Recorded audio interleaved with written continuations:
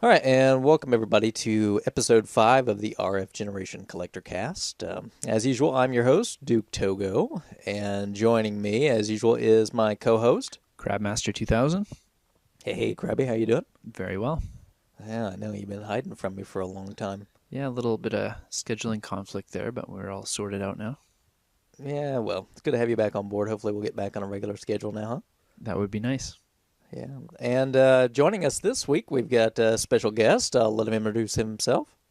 Hello, everyone. This is Wild Bill 52 from the RF Gen forums and other forums as well. Yeah, I'm sure everybody probably knows Bill. He's kind of, even if you've not been to RF Gen, if you've listened to the previous episodes, he's kind of taken over the small scores thread for a little while. Yeah, he's got some competition this month, though. Oh, yeah, we're going to take Bill down. He's done this one. Yeah, I don't think there's definitely not anything this month that I can compare with. You know, a handful of people who are trying to take it. Yeah, we've got some nice competition this time. I also want to mention a little thing about how to find our show. We are also now on Stitcher Smart Radio, so you can go to Stitcher.com. They've got an app for iOS, Android. You can listen to the stuff on your PC or Mac, and you can subscribe to our show and get it through there. So if you're on the go, no worries about downloads or whatnot. You can get it right from Stitcher. As usual, you can also find us on Podomatic. We're at rfgenerationcollectorcast.podomatic.com. You can find the show on YouTube. You can search for Collectorcast or my channel. Username is DukeTogo74. And, of course, we are on iTunes. We're still trying to get on Zune, but I don't know what's happening there. It's like they've just sort of ignored us, I think. All right, so Crabby, it's been, like we said, a little while. So where have your ventures been taking you in gaming land?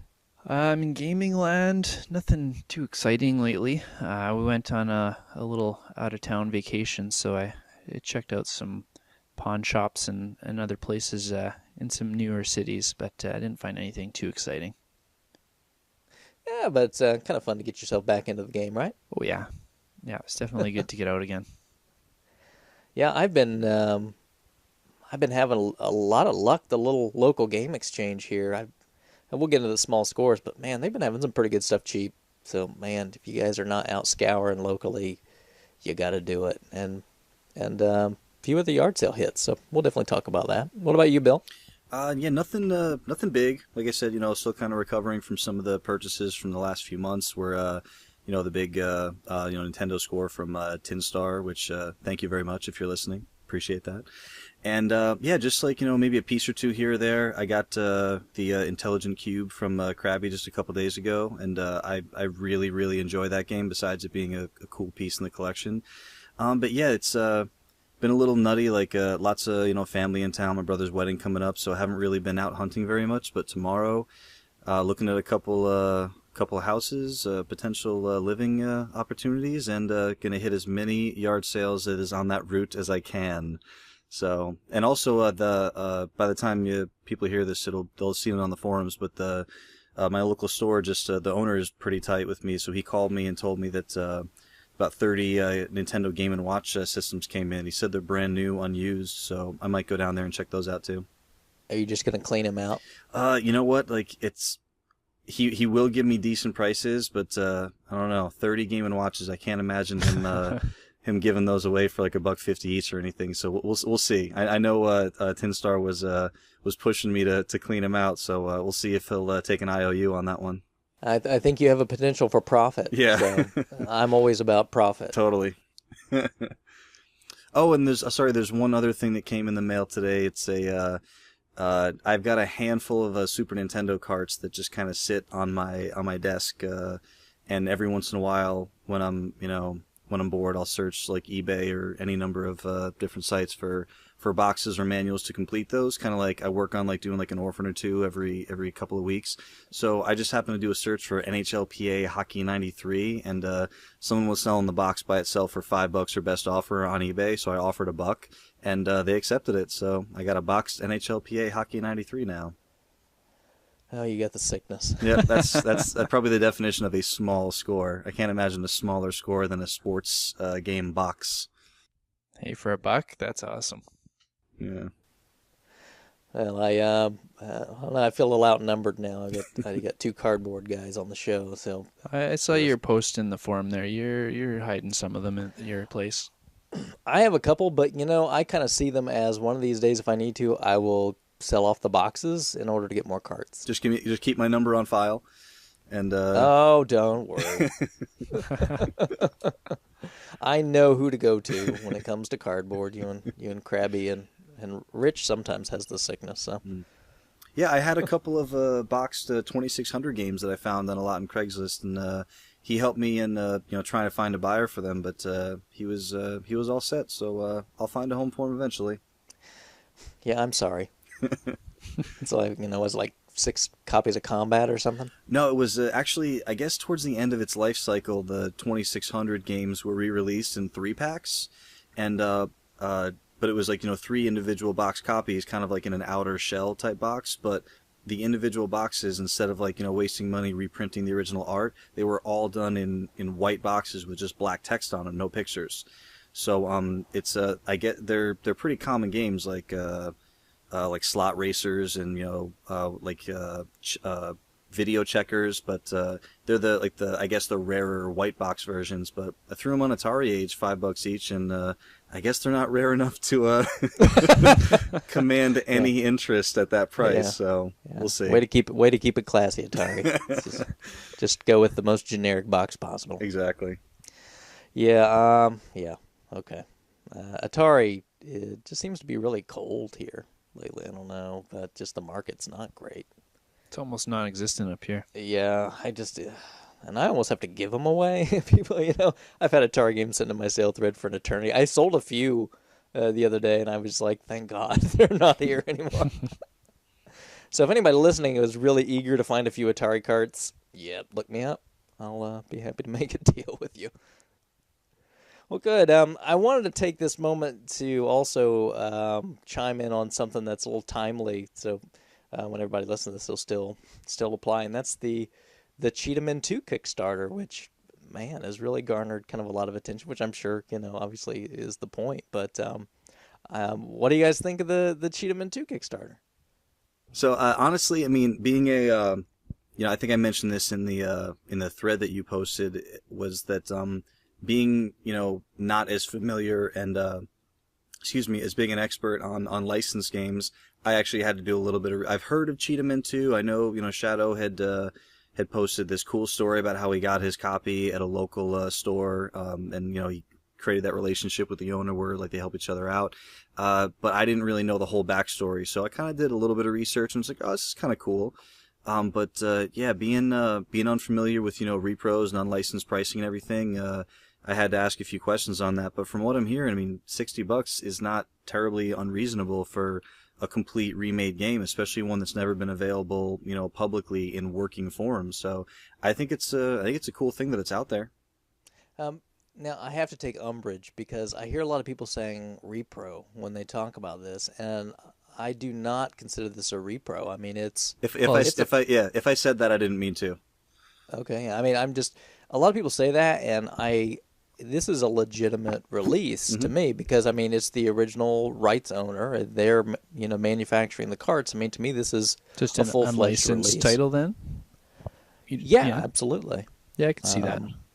Yeah, to me, a repro is when someone, takes property that they don't own and they reproduces it. It's very, very close to piracy, but we're going to save that for another topic one day. But what do you think, Crab? I think it's awesome. I'm not an unlicensed guy myself, like Bill. I kind of stick to the licensed, but I'm with you. I would consider this a legitimate release, and if I was into unlicensed games, I would be pretty psyched to grab one for $60. No brainer. Oh, absolutely. I threw in as soon as I heard about it, and I was like, I'm in. I want my copy. So will either of you do the Kickstarter? I'm currently on the fence about it, but I'm very much leaning towards doing it. I mean, it's just one of those things that, and looking at the number of backers, like most Kickstarters, in the first couple of days, they really get, a ton of money, and then things kind of even out, and then you kind of see if the rest of the market will support the product. So I think they had about like $27,000 the first day or two, and now they have, as of recording on Friday night, they have just under 31,000. So they have to get to 65,000. So they have to double what they've done. So they have 26 days, so they have some time. But I'm actually, if I had to bet if it's actually going to make it there, I don't know if I would bet that it would. Really? Yeah. I think somewhere there's going to be some people picking up on the story, and I think it'll happen. Especially if it gets really close, I think people will make a push just to get the game. Yeah, no, I mean it's just in talking with Greg Pabich, one of the main guys who's put the project together. He's a cool guy. He wants to do it for the community. He said that he's him and the team have put in way more money and time and resources than they're going to get back from this. It's really like a passion project for them. And anytime someone wants to take something that they really believe in and do something for the retro or the collecting community, I think it's really cool. So I probably will end up going for it. I haven't yet though. Yeah, I think, if you guys are on the fence, I'm sure that's probably why it's sitting at where it's at, because there's probably a lot of people on the fence. And I think if everybody sits and takes a wait-and-see attitude, well, of course it won't get funded. But, the thing is if they don't hit their goal, you don't have to pay. Correct. So I don't really see the downside at all. Yeah, I mean, there's no risk money-wise, so... I don't think the price is unreasonable, what they're asking for. I'm probably out, though, just because... I owe Single Banana a lot of money right now, so I need to pay him first before I kickstart anything. Oh, you don't owe anybody else then, anyway? No, nobody else. But I actually owe Crabby, so maybe I can just give something to Single Banana, and then you'll owe less. I got a couple things sitting here for him too, so don't count me out. No, I haven't forgotten. I know. I'm just messing with you. So I'll be curious to hear more about the Cheetahman 2, but God, don't get in when you can get in. They're talking about maybe like 1,000 cart run. So, here's your chance. Get in there and make it happen. This will be pretty cool. I think it'll be the first time anything like this has really been tried. I hope it takes so that it increases the possibility of something similar happening in the future. That's exactly what I was thinking. It's more than anything else, this gets me excited about the possibility of other similar things happening. Not to get too far off topic, because this is, kind of out of left field, but what if it could never happen because it's owned by Sega and everything, but what if someone did something like, tried to get the Sega Neptune released? Again, wow. I know it's not going to happen, but it just got me thinking about all the crazy possibilities, the things that people could do, with the right people and the legal rights and all that kind of stuff. But I'd be excited for more releases for full box releases. Now, one comment that I read on a thread that got me thinking was that someone needs to do a Kickstarter and buy the rights from Bandai for stadium events and do another run. Interesting. That is interesting. I can't imagine. Do you think there'd be that much draw for a reproduction, or not a reproduction, but a re-release of that one? Look, we're talking about Cheetahman 2 here, and it's going. Yeah. So you tell me that there wouldn't be more interest for a stadium event? But people can grab world-class track meet for $5 any day of the week. Right. That's not the point. You could go get a reproduction of Cheetahman 2 fairly affordably. Or you could make your own. Yeah, but I just like you said before, how this is the original team or the original company. I kind of feel like these are the people who were originally responsible for this series. If someone just decides, hey, I'm going to buy the rights to this invisible ROM file somewhere and throw it on a cart and make some money off it, so the combination of that plus the game's not terribly good, and I don't know. It's an interesting proposal. It just doesn't seem that appealing to me. All right, now here's one other possibility I thought of. So there were a lot of unreleased NES titles. Obviously, there's a lot of reproduction makers making those, but that property's technically owned by some of these companies. Like California Raisins is owned by Capcom, and we could go down the list. So do you think that maybe Capcom could say, hey, there's no risk involved if we do a Kickstarter. Let's officially release California Raisins? Yes, that's what I was thinking. And then again, not to sidetrack it to my crazy Sega Neptune idea, but the thought in my head was, if Sega themselves decided, hey, like, what would it, they'd have their finance guys figure out what would it cost us to produce these in, this number of batch run. Okay, there's zero risk in putting a Kickstarter up and saying, okay, if we hit this amount, we'll do this. So same thing for other companies. Like if Capcom, and, of all the companies who don't mind throwing out games that they've already released before for more money, it's Capcom. So if they want to, right, and nothing against Capcom. I like Capcom. They make a lot of good games, but they, release. I think the joke on Twitter or something the other day was like, if you build a new system, Capcom will release an old game on it. Yeah. But yeah, I mean, there's nothing stopping any of these major companies from just using, crowdsourced funding to release things that the crowd wants. Sure. Or I mean, there's plenty of prototypes that were pretty much done. And they get the repros, so again, why not? Why not come out with an official release for these things now? I mean, it would get a lot of buzz on the internet. Again, no risk. Hopefully someone will pay attention to this and want to make a little money and just give the fans some love. I hope so. Yeah, it's exciting. I'm looking forward to seeing where it goes. Yeah, cool stuff. All right, well, we'll get on with the show.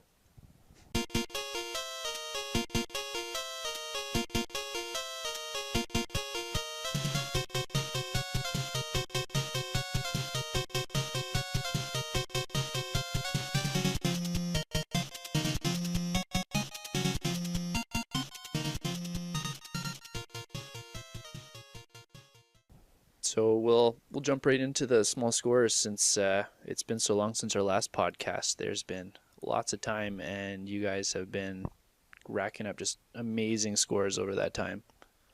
Yeah, I think we're feel like almost like we got to have another show episode just to fit some of these things in. But we've tried to pare it down, and so if we've missed you, we love all of you. Just keep posting. Yeah, and everyone's been slapping pictures up there. It's been awesome. Almost every one of these scores had a big glossy picture on it. It's amazing. I love it. Yeah, so if you have to wonder what draws our attention when we fill out our list, We need the it's eye like candy. it's like game porn, All right, that draws silence. Maybe it's not. Great. All right. No, it So definitely is. It's like sometimes you just like sometimes you get that itch and like you're like, oh, let me see, like, oh my god, he got one of those. Yeah, it's Yeah, exciting really. to see what other people got for some reason. Yeah, and then you're like, son of a, why don't I ever Yeah. find that? Yeah. And then hopefully people say the same thing when you find stuff. So it all, kind of, it's all cyclical. Yeah. So starting off here, looks like the man of the show is fairly newcomer Robot Cowhand, huh? Yeah, he took it away for sure. I don't think anyone came close to touching him this month. Yeah. So, he started off with like a crazy yard sale binge. Yeah, he said he really loved your yard sale map website you mentioned earlier, and he's been raking things in with it like crazy. Yeah, he should really hook me up for that tip. I think just to throw some free stuff my way. Come on, man, help a brother out. What all? So what all the stuff he get there? He got some GameCube stuff. Yeah, and the one lot he got like a GameCube and a Genesis and a few decent games for each. He's been pulling in like awesome looking Genesis stuff the whole month, just randomly it looks like. Yeah, he's a big Sega guy, and really I think he's looking to do a full set of box stuff, so it looks like he's really on the way. Yeah, awesome progress this month. He picked up the Commodore 64 lot. The Commodore 64, I remember, being a kid, I had an aunt that had one, and I just thought it was a computer. I didn't realize we were playing on this, whole system by itself. So I've never seen one of these things out, but I'd love to pick one up eventually. And he's like to have the games, boxes and manuals, paperwork, all that stuff. That's really cool to find it like that. Because I think most Commodore 64 games, you just end up finding like a case of loose floppy disks. Oh yeah, I mean they made some cart games, but a lot of the stuff is just people have copied floppies. And that's all you end up with. You're lucky if you end up with some official software, or if the discs even work anymore. Right. I've got a Commodore 64 set up, and I've got a lot of memories. Boy, I really love the 64. It introduced me to a lot, but I'm sure one of these days we'll do a show where we talk more about some older computers when we get there. So it was pretty cool stuff. He also ended up with a neighbor gave him some pretty amazing items. Free, I was a little bit jealous. Free Action 52 and Godzilla 2 for the NES. Amazing. Yeah, come on. What? Hey, kiddos, I need that kind of neighbors like, oh, hey, what you going on? I was just going to toss out this Action 52. Yeah, you want it? Here's $200 worth of games. Yeah, yeah, sure. I told you the copy of Panzer Dragoon Saga that I ended up selling for that buddy of mine a few months back. He works at Best Buy and they do electronics recycling. And some customer just walked in with a box and said, hey, I want to recycle this. And they just put it in the back. It was about to go like in a dumpster, a trash compactor, or whatever we do with it. And someone said to open it up and saw Saturn games and said, hey, don't you like old stuff, Saturn games? And he walked back. Gosh. It was Panzer Dragoon Saga. It was Panzer 1 and 2, all complete. Panzer 1 and 2. It was Guardian Heroes. It was Shining Force 3. What? It was literally the Saturn RPG collection. And he just walked out of the store with it. So this is the thing that really worries me. Think of all the times this is happening where no one is catching it. I know, and people have talked about dumpster diving on the show before, and I've never done it, but it might be worth a look some point in the future. I'm telling you, or I just need to find some inside people. You know what I mean? Yeah, just totally. butter somebody up somewhere. Be like, hey, look, dude, help me out. I'll throw you a few bucks. I know Robot Cowhand definitely has a lot of great scores. I'm really liking what the Gru picked up, though. I gotta tell you, that huge Game Boy Advance, PlayStation, GameCube lot. At his goth club, his local goth club. That was just $85, and everything's like nice. I mean, there's some greatest hits titles in there, but still, like Xenogears, a Black Label Final Fantasy VII, Metal Gear. Like how many Zelda games for the Game Boy Advance? Both Metroids are in there. Like that's a great pickup. Yeah, that's probably my favorite of the month. And all the GameCube stuff you got too. You got like all the Resident Evils, the Metroids, most of the Zeldas. Yep.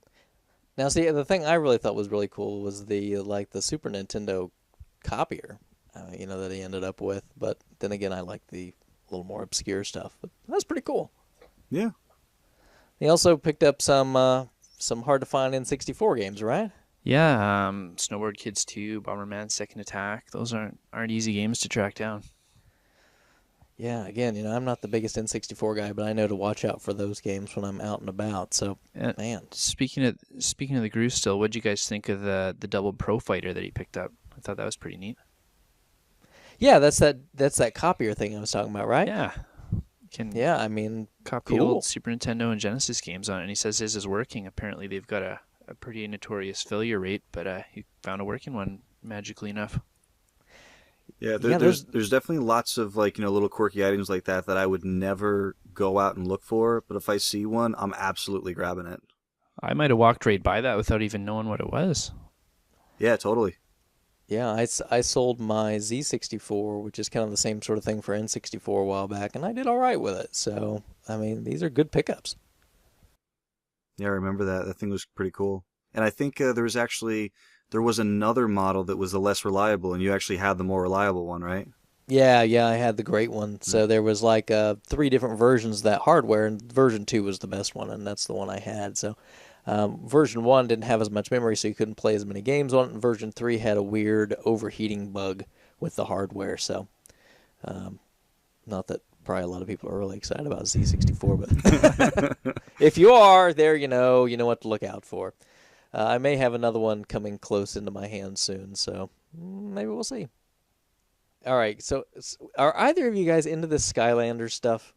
Yes, Crabby. Yeah, Crabby. He's all over that Skylander forum. my son and he's been playing it at this gaming place. So I go to play Street Fighter, and he plays Skylanders. So we finally got it at home. So we've been addicted to it together for the last 3 or 4 weeks now. Yeah, and so Norch and how do you want to say that? Blickle Blisk? It's Black Label Skate, I think, or something like that is what it is. But anyway, Yeah, I mean, just going nuts on these Skylander things, right? Yeah, absolutely. And that's all my kid talks about. So Really? whenever that's all he wants to do with anyone these days. Even if it's not the game, he just likes to have the little figures around, play with them like they're action figures. So this is kind of like the Pokemon of this generation? Absolutely, because he's already got one of each type, but he's got this poster in his room that came with the game. It's got all the characters on it, so he's got to get every one of them on this poster, right? Yeah, the problem is that these are like you have to buy them and not just unlock them in a game. I mean, you're gonna go broke buying these Skylanders things, huh? Yeah, that's why we've ended up buying a few secondhand, so we don't get the packaging, but he's been happy with them. I see. So I always have to ask when you buy these things for your kids, who owns them? Are they technically part of your collection, or are they starting his own? The Skylanders, most of them I'm gonna give to him. He's actually saved up a little bit of money for them, and he sold a couple things around the house that he doesn't play with anymore to pay for them. So I can't take those for my collection. Okay, there you go. So maybe you have to get duplicates someday, huh? Yeah, but that's pricey, man. I would love to, but wait 10 years, nobody will care anymore, and you'll find tons of them at yard sales. let's hope. Yeah, that'll be the deal. So, moving on then, since I'm in from Famicom World, he got some really nice complete in box, some Namco games. Yeah. I know neither of you have that sickness yet, but man, I love me some Famicom stuff, and those were beautiful. I mean, just really crisp and nice. Like you said, I'm not really into collecting them, but those pictures he posted, they look awesome. Yeah, and it always gets me that the boxes are so small when you get them. I mean, I've got a couple box games from Famicom, and I mean they're like cassette tape size, Mm-hmm. So they're kind of neat. It's a little bit different.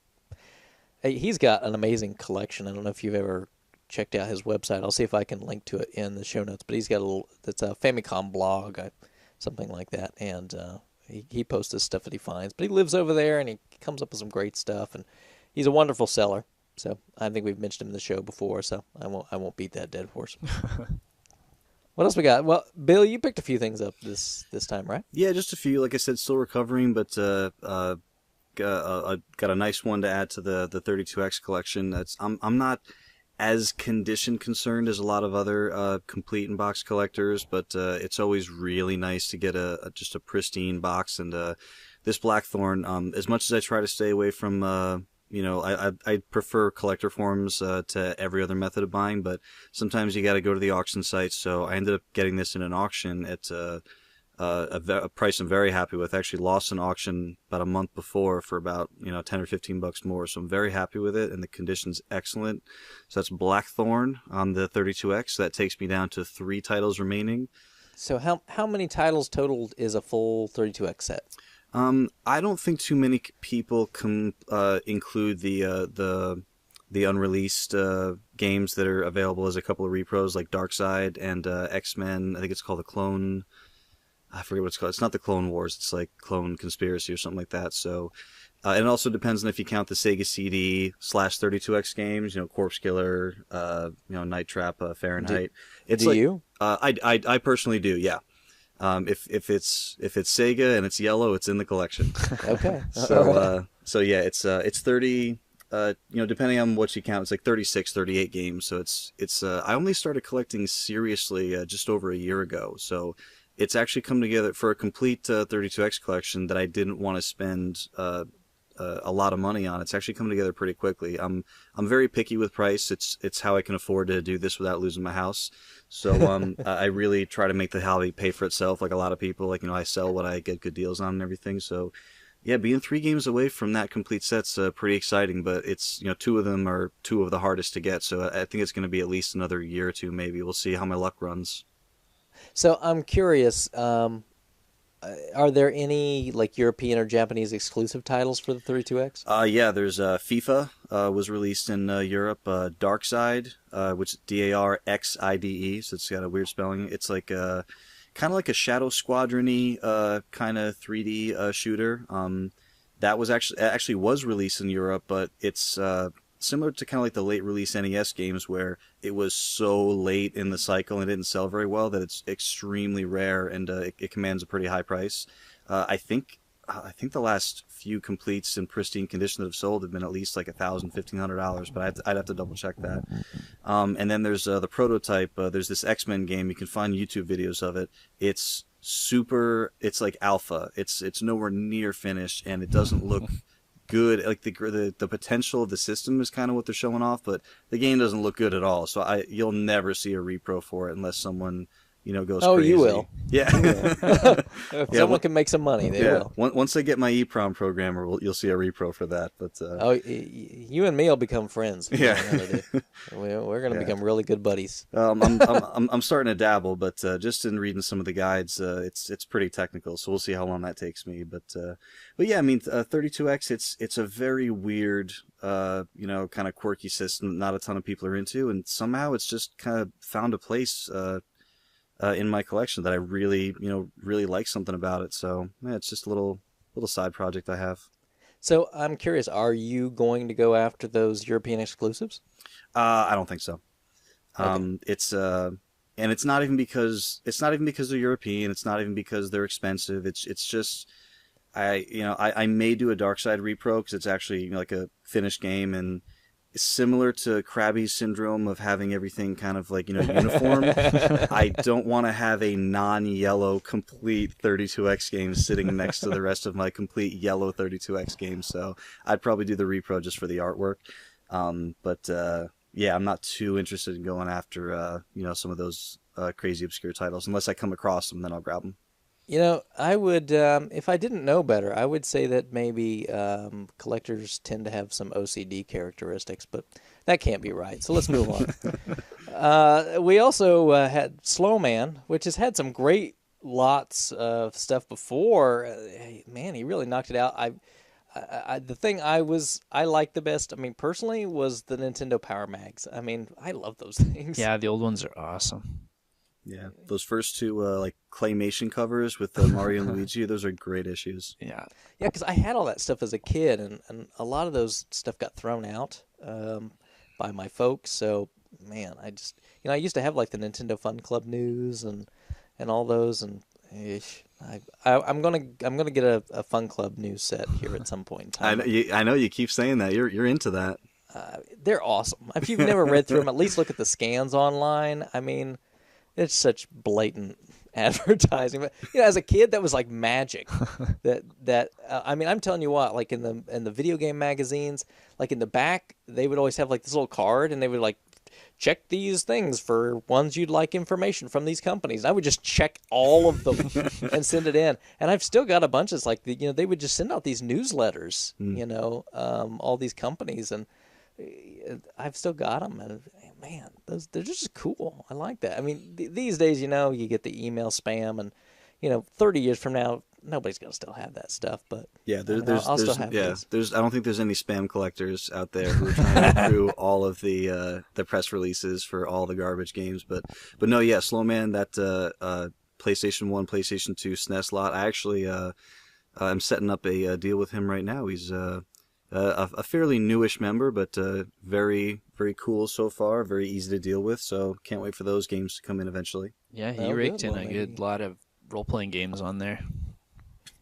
Yeah, and a couple import things, huh? Yeah, some quirky little 360 PS2 imports. You don't find those over here too often. Yeah, and I think that's going to be tricky too, because I mean, you really can't play those without like modding or getting a foreign console, right? For the 360, I don't think so. Yeah, it's no fun. I think there's some games that do work that way, but I think most of them don't. Oh, yeah, and Shadow definitely got himself a wonderful pick this time around. I mean, not a big lot, but a $5 copy of Conan. Yeah, that was the gem in there that I thought too. Yeah, I mean, that was one of the latter ones for me to pick up, and $5, man, come on. Yeah, I still need that one. Yeah, it's terrible. But that doesn't matter. The cover art's cool. It's amazing how redeeming that can be. Oh yeah. The cover art? Oh gosh, cover art is, I mean, when the game is great, it's cool and everything, but cover art is so I don't even know. I don't know if it's because of, when you're a kid and you remember it, or if it's because of, like whatever the reason is, but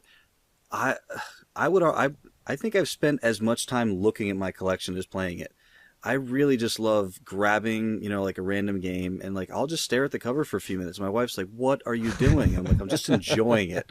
It's just cool, and especially bad cover art, which is a whole other topic, like Mega Man and Trojan, and Iron there's Sword. a bunch of them, but yeah. Phalanx. Oh gosh, Oh, yeah. cover art is so great. Yeah, I'm like, what the? This is like some old dude with a banjo. What on earth is this? And it's not one of the worst of all time, but next time you look at the Adventures of Bayou Billy, take note that Billy does not have a neck. It is a head pasted onto a collarbone. And just look at it next time you see it. Oh, well, he's the Adventures of Bayou Billy. Oh my goodness. That's such a. I wish that game wasn't such a pain. I've got the Famicom version. It's easier. Yeah, I've heard that about that game. I also really want to find the Famicom version of Ninja Gaiden 3 because it's much easier, and maybe I could actually beat it. You just need a little practice. Oh no, that game has destroyed me my whole life. Beat the other two, that one, forget it. I just don't have that much patience. So looks like Reg McKnight also picked him up something he had been kind of hunting around for. So what did he grab? Yeah, he had a blog post up. He was looking for a 5200, Atari 5200, and it looks like he got himself a nice little starter lot there to get him going. Yeah, I got like the trackball and a few games to go along with it, and I think he's missing like part of the cover. It looks like there's like the little spot that holds the controllers, and it seems like it's missing. But he got the 2-port version, which is the good one. It's not the one with the crazy power supply issues, but and Beam Rider. Beam Rider's really pretty good. That's a fun one. Yeah, I've got that on my television. It's awesome. The trackball accessory it really does come in handy. It's really pretty nice for the 5200. It's pretty well made, opposed to like the regular controllers. But Just as a funny side note here, you got on that post with Red McKnight. If you look in his signature, there's Bayou Billy with no neck. Everything's cyclical. It all comes back around. Yep. Speaking of Atari, Ghost Soldier picked up a whole bunch of cheap Atari games, but there was a few real gems in there, like $20 to $50 games. But I just really don't know much about 2600 either. So I mean, what was good in that? Apparently, Boing, Up and Down, and Quest for Quintana Roo are all like the gems in his lot there. What the heck are those? I've never heard of them before. I haven't played or found any of those. Yeah, so I'm not too familiar with the system, but I checked them out after Single Banana pointed them out too, and yeah, they all go for quite a bit. Yeah, he's into the 2600 stuff, right? Oh yeah, Banana loves it. Yep. Yeah, I've got obviously some of that stuff, but I grew up with it, had it when I was little, just never really had a passion for it. Because to me, it was like, as soon as I could play the Nintendo, I'm like, okay, 2600 sucks. Yeah, same here. Like we've had the conversation before that I think like I was in like Cub Scouts and someone had it, and it's like at the end of a Cub Scout meeting, you turn on the Atari and play something, and it was like, oh, that's kind of cool. Like you touch a button and like something on the screen kind of happens in relation to that. Like I don't know, for some reason it never took me, but I'm the same way. Like Nintendo hit, and I was like, I don't need that thing anymore. You know the thing that's really funny, honestly, if you ever have the opportunity to do this, bring a 2600 to somewhere with like some early 20-year-olds that have never played it. Turn it on, hook it up to a TV, turn it on with a game in it, and just set the controllers there and just watch. And they will have no clue how to play the thing because they don't realize that you have to hit the game reset switch. Yeah, they'll just sit there pressing like the fire button forever. Like, what? What do you? It doesn't work. What's going on? I remember before I really knew much about 2600, and like I would just look at a cart, and it was like it would tell you some of the options for the game on the cart because, like difficulty level A, B, and like hit this switch for this, and hit reset 3 times to start on level 4, and it's because it was all on the console. Yeah, or like, have you guys ever seen Space Shuttle for the 2600? Oh. Yes. Yeah, it's got like this overlay that fits on it and like a cheat sheet, and it uses like the switches of the 2600 like switches for like flying the space shuttles, like landing gear and all this stuff. I mean, it's pretty cool. Sounds really neat. Anyway, yeah, it is kind of a cool game. I think that one was kind of fun if you get a chance to find it. But All right, enough of slamming the 2600. Banana's going to be like, no! And Bomba, man, what's he... Searching through Free the stuff. scrap, searching for a used printer, and he found himself a free CDI. Dumpster diving, wasn't he? I was going through recycling at work, I think, so pretty much. Gosh, oh my... Yeah, when I read that, I thought immediately of like my buddy who got the Saturn stuff at work, and I was like, could Bomba work at a Best Buy? And is this where we all should have a friend in the warehouse? Yeah, like maybe I need like a part-time job or something. Yeah. I don't know, it must pay up, but the thing looked like it was brand new. Yeah, it looks very good. It had the sticker on the front and everything. Yeah, I mean, it didn't have a controller or anything, which the controllers are not cheap. If you actually look for the game pads, I mean, they had like that really junky like one hand controller, and that thing's a piece of trash. Yeah. But the actual game pad, those are expensive. They're hard to come by. Yeah, same thing with 32. Oh, sorry, not 32X. Same thing with 3DO controllers. I can't seem to find 3DO controllers for less than like $25, $30 around here. Yeah, I've been looking for a second one forever, too. I can't find a decent one either. Yeah, I've got two of the originals. I'd like to find a 6-button. Yeah. Yeah, that would be For nice, too. for what, Super Street Fighter? Yeah, which I don't have, but I'm sure it's out there somewhere. I do, and it's hard to play with that 3-button. Is it kind of like when you had to play Street Fighter on the Sega with the 3-button thing, where you had to hit the button to switch between punches and kicks? Yeah, like Mortal Kombat with the Genesis 3 button or whatever, and it was like, just hold on to that. yeah, thanks. That's great. Painful. Vitellius, which is like he's a new member to the site. Brand new, yeah. Yeah, he's in the Netherlands, I believe, and found some games, but he found like a really nice, complete Beauty and the Beast for the NES, that is not a cheap game. That's kind of hard to find. I really talked to him a lot to try to get it. I really tried very hard. Now, what region was the game from? It's PAL. Okay. So I think Beauty and the Beast came out like in the UK and Germany and I want to say another country. Okay. So I think the one he had was a German version, but that's just like the title is in German. The game is in English, I believe. Now, with all the other Disney tie-ins, I'm surprised that one didn't make it over here. Yeah, it was just too late. Too late in the system's life, I think, to really make it, because we got Little Mermaid, but we didn't get Aladdin, we didn't get Beauty and the Beast, we didn't get Lion King. So he's gonna look out for me for some other stuff. He had to throw that one on eBay. He said because he needed some money for school books. I really tried hard, but hey, that's all right. I guess if I really wanted to, I could go out there and bid for it. But maybe I'll run across one of those one day. And then Barracuda, right? He found like a really good grab. Love this pickup. Like wasn't it Kmart or something? Yeah, I haven't seen a Kmart in like a decade. Got one in my town. Maybe I need to go look.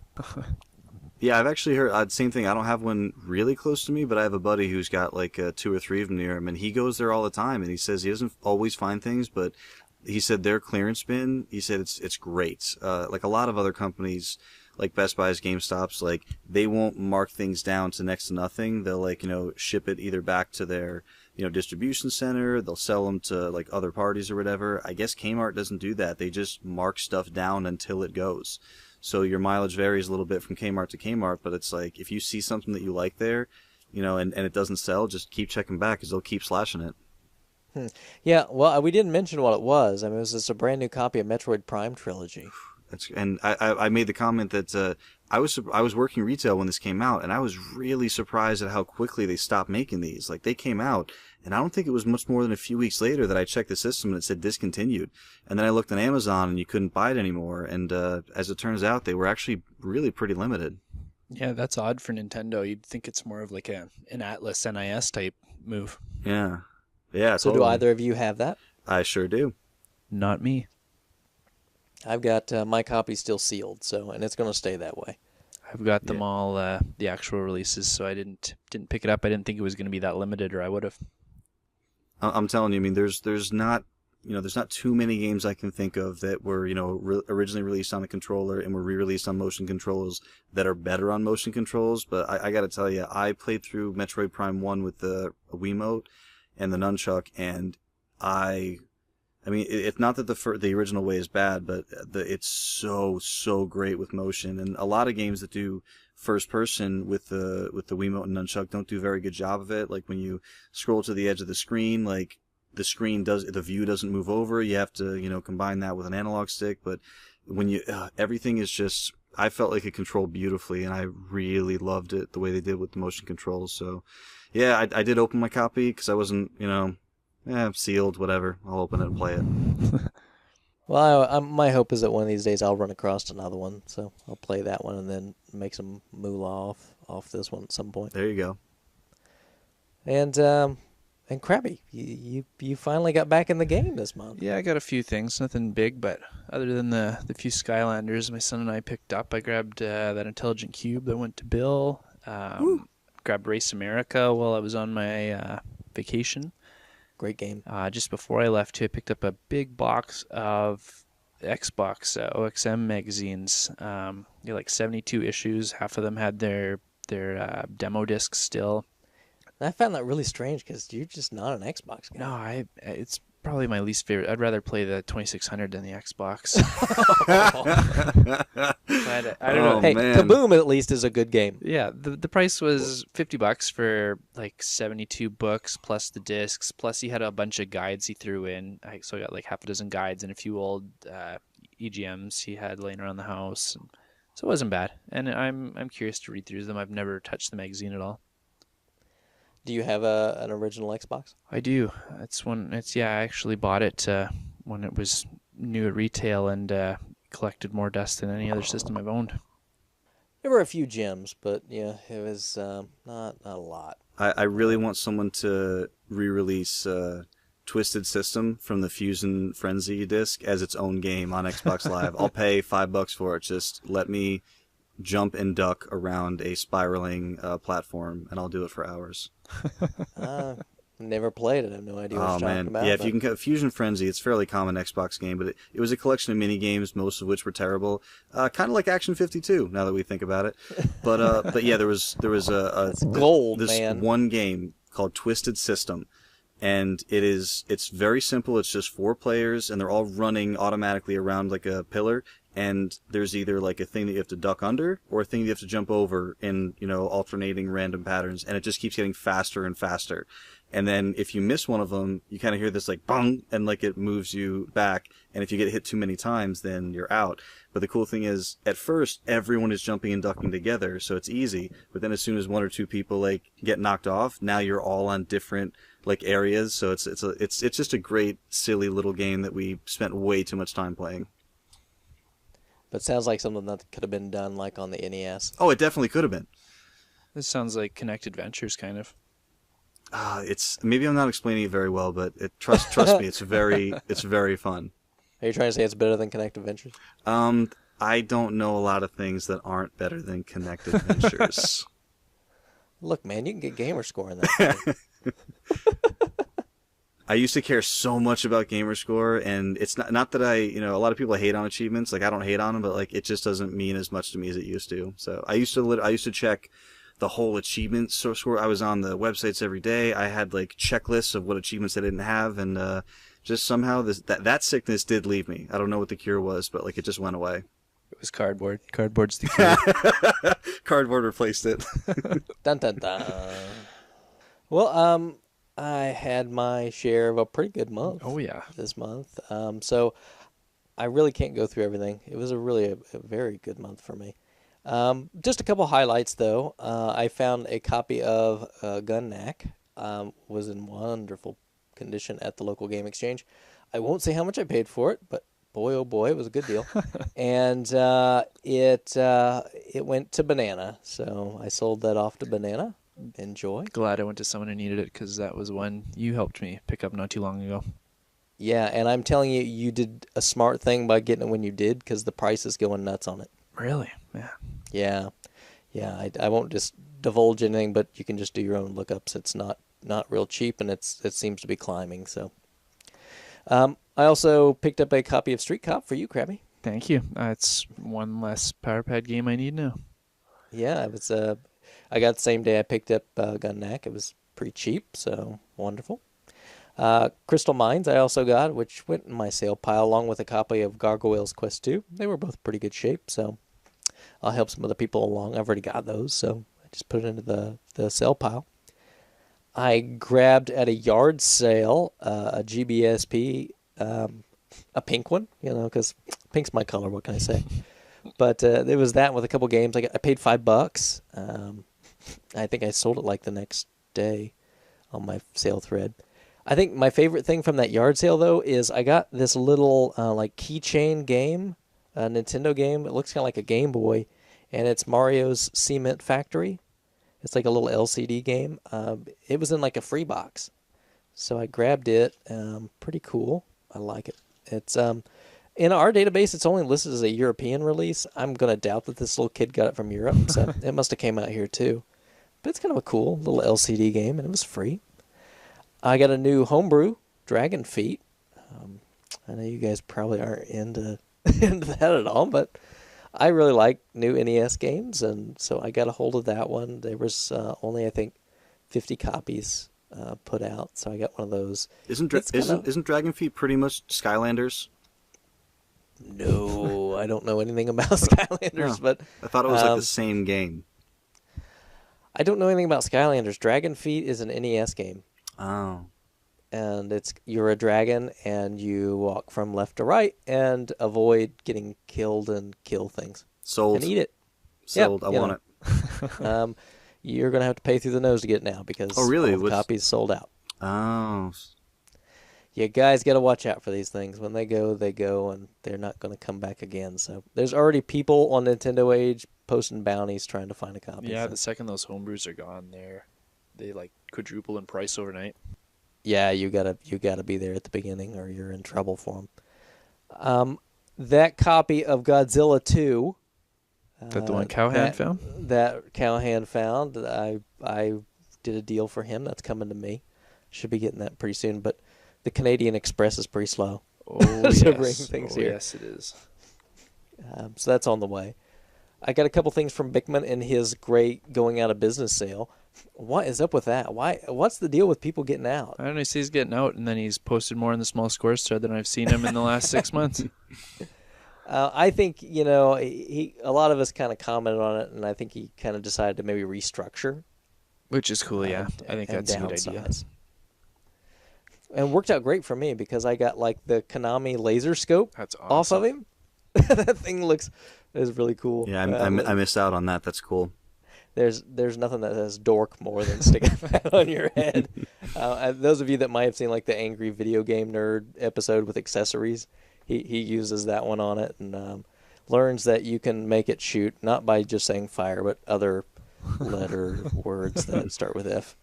I also got Mickey's Adventure in Numberland from him, which is a hard to find cart. Yeah, you got to him before me on that one. I asked him about it, and he said it was just gone before I PM'd him. Yeah, gotta be watching out for these things, guys. Sorry.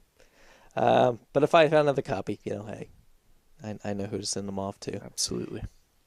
So, all in all, I'm like under 20 titles to go. Licensed and unlicensed, I'm under 20. It's impressive. So, yeah. Woohoo for me. Another one that popped in that helped out with that was I got a copy of Chip 'n Dale 2. I did have to go to the evil eBay for that one, but it wasn't too bad price-wise. It was a make offer, so not too shabby. I picked up a Nomad off Craigslist. I've already got a Nomad, so it was a good enough deal. I just decided to put it up for sale. So if anybody's looking for a Nomad, it's got the battery case. It's in good shape. Runs great. Now, you mentioned you have trouble selling Sega stuff locally. Does that include Nomads? Yeah. That includes Nomads too? Oh, okay, yeah. Because, yeah, I mean, same thing around here, like Genesis and Saturn stuff does not, like, I'll put a Saturn up with a bunch of games for $20. It'll sit there for weeks. But Nomads seem to go very quickly around here. Yeah, this one was on Craigslist, and it was on there for a few days. And I just kind of went, I'll see what he wants for it. And he still had it.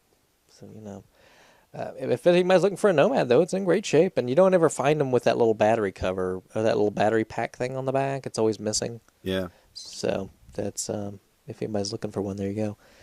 At the pawn shop, I always find like really good. I love my pawn shop, and I'm sure everybody's heard it a million times, but love my pawn shop. And Well, what they had was I was picking a few games up. It was all well and good, and then they had like this bag, this GameCube bag, and I asked them. I said because it was like sitting off to the side. So I said, "Is this for sale or what? Have you guys not put this out yet?" And she's like, "Here, let me check." And she's like, "Yeah, it's got a little tag on it here. See, it's for sale. It's a GameCube and one controller." Well, okay. So I'm kind of digging in the bag, just seeing what's in there, and there's a regular controller, and then there's like a Wavebird with a receiver. So I'm like, hey, I know you've got it listed with the price on it for two controllers. I mean, for one controller, but there's two in here. Would you sell the other one separately? She's like, what would you give me for it? I'm like, $5? And she's sure, yeah. So got the Wavebird with the receiver, $5. Great shape. Didn't have one, so I'm really kind of happy to get one. Wavebirds are awesome. I actually picked up a receiver at one of my pawn shops in the hope that I find a cheap Wavebird missing it. Oh, there actually is one right now. Someone on Nintendo Age had one up for like $5. Ah! Better go check that out. Time for Crabby to hop on and do some in-show research. Yeah, I'll see if I can find it. I know I saw it like earlier today or yesterday. See, this is how it happens, guys, in real time. And the last thing that I think, to me, was one of the coolest things was this Enio. This I did a little blog post about it. I don't know if you guys read it. But it is a little expansion port board. Did either of you guys read that blog post I put in? You put the video up, right? Yeah, I did. You had the Famicom keyboard hooked up to your NES with BASIC running in it? Absolutely. Yeah, it was really cool. Yeah, so as you guys probably know, nobody made anything ever for the expansion port on the NES. So, there's not even a connector you can get to fit it. They just never made one. And so this guy goes by the name Chicken.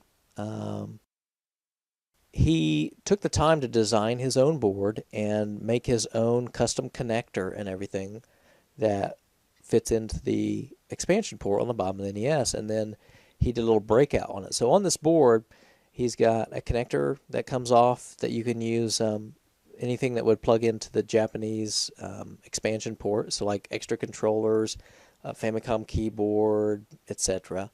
And also like the 3D glasses, so you could use those. And it also has a board that will connect to like a separate little like CPU board he's designing that'll have like network play to go along with it. So he's still working on that. That's pretty cool. That would be really neat, yeah. You had a network play on that thing. That would be awesome. See, Crabby and you and me, we could play like Battletoads or something. There you go. Over the internet. And it also has like other spots too where you can get access to all the other outputs. So, you've got audio in, video out, audio out. So if you wanted to solder a wire to it, it really has everything. It's really well made. It slots in and fits wonderfully. And you can see that in the video. And right now, he's got a few made up. He's selling them for $20 a piece plus shipping. It was like $5 for shipping. Lord knows how long he'll have these things. So I would say, if you guys are interested, I think it's really cool, worth picking up. It's probably something, unless it's really successful, I would imagine just be around pretty temporarily. And but he is working on a little board to go with it. So it looks really cool. I'm really pretty excited. It's kind of the niche little projects that I really think are pretty neat.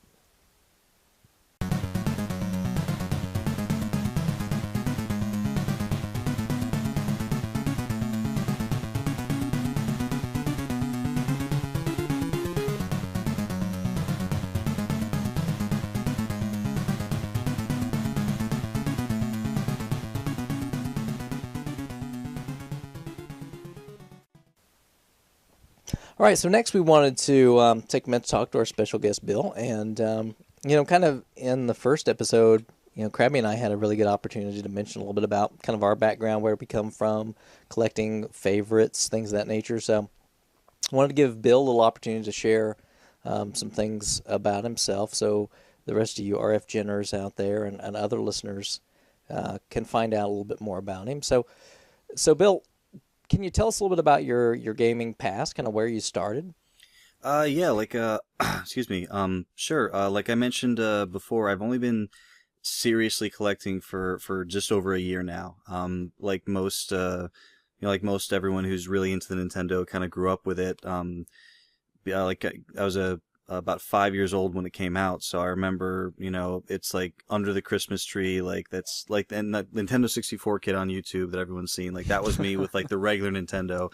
And, it was just one of those things that, it's like that. I'm sure that Christmas cemented gaming in the rest of my future, because for years we were into the Nintendo.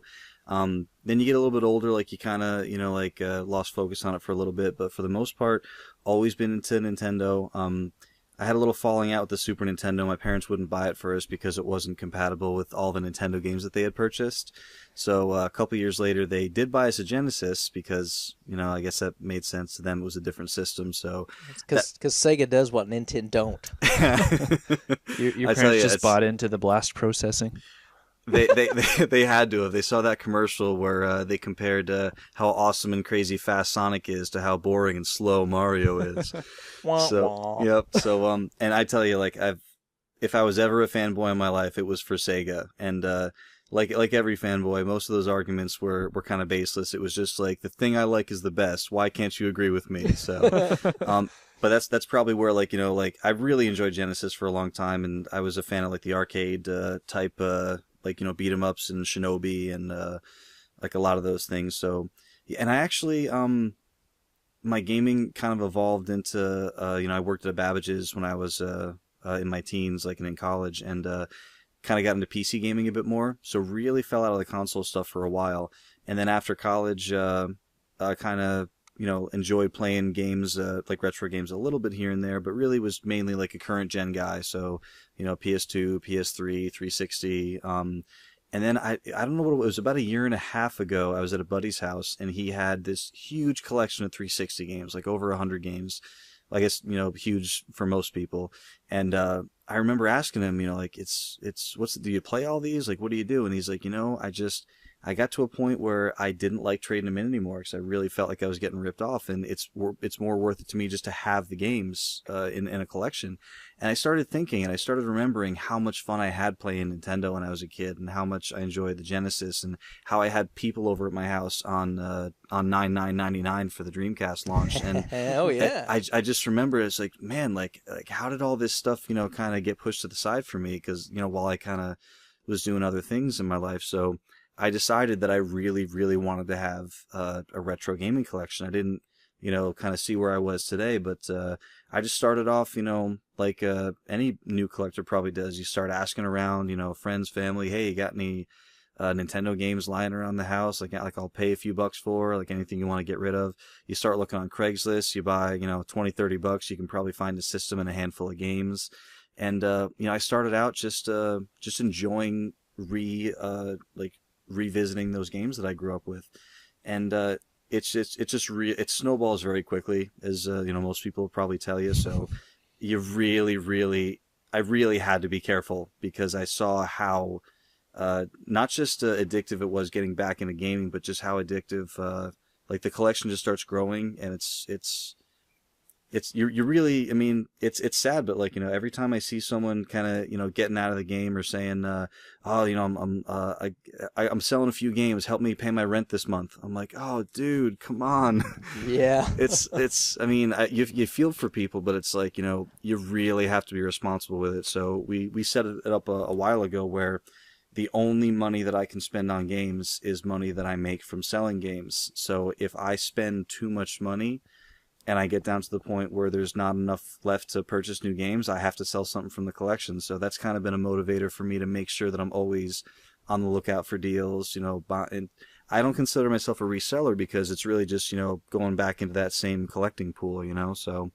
Yeah. So yeah, it's been a ton of fun. I love seeing the collection grow. I love setting up all the systems with my, two big system selectors. I love people coming over and saying, oh my God, I played this when I was 6 years old. Can we please play this? And it's like, yes, you can. It's right here. You can play it right now. Yeah. So, but yeah, and it's great. And you actually, you meet people doing it. You just being out, like you become the guy who has like all the retro games. Then you end up, like people are coming over, like you're making contacts for new collections and everything. So yeah, it's just been, like most collectors, I think what brings it back for most people is that you've been doing it all your life and you love games. So Well, good. Now, what particularly brought you over to RF Generation? The checklists. So did you just do a Google search and there you were? Or? That's all that's literally all I did. I was at the point where I was going to different tag sales and estate sales, on a weekly or biweekly basis.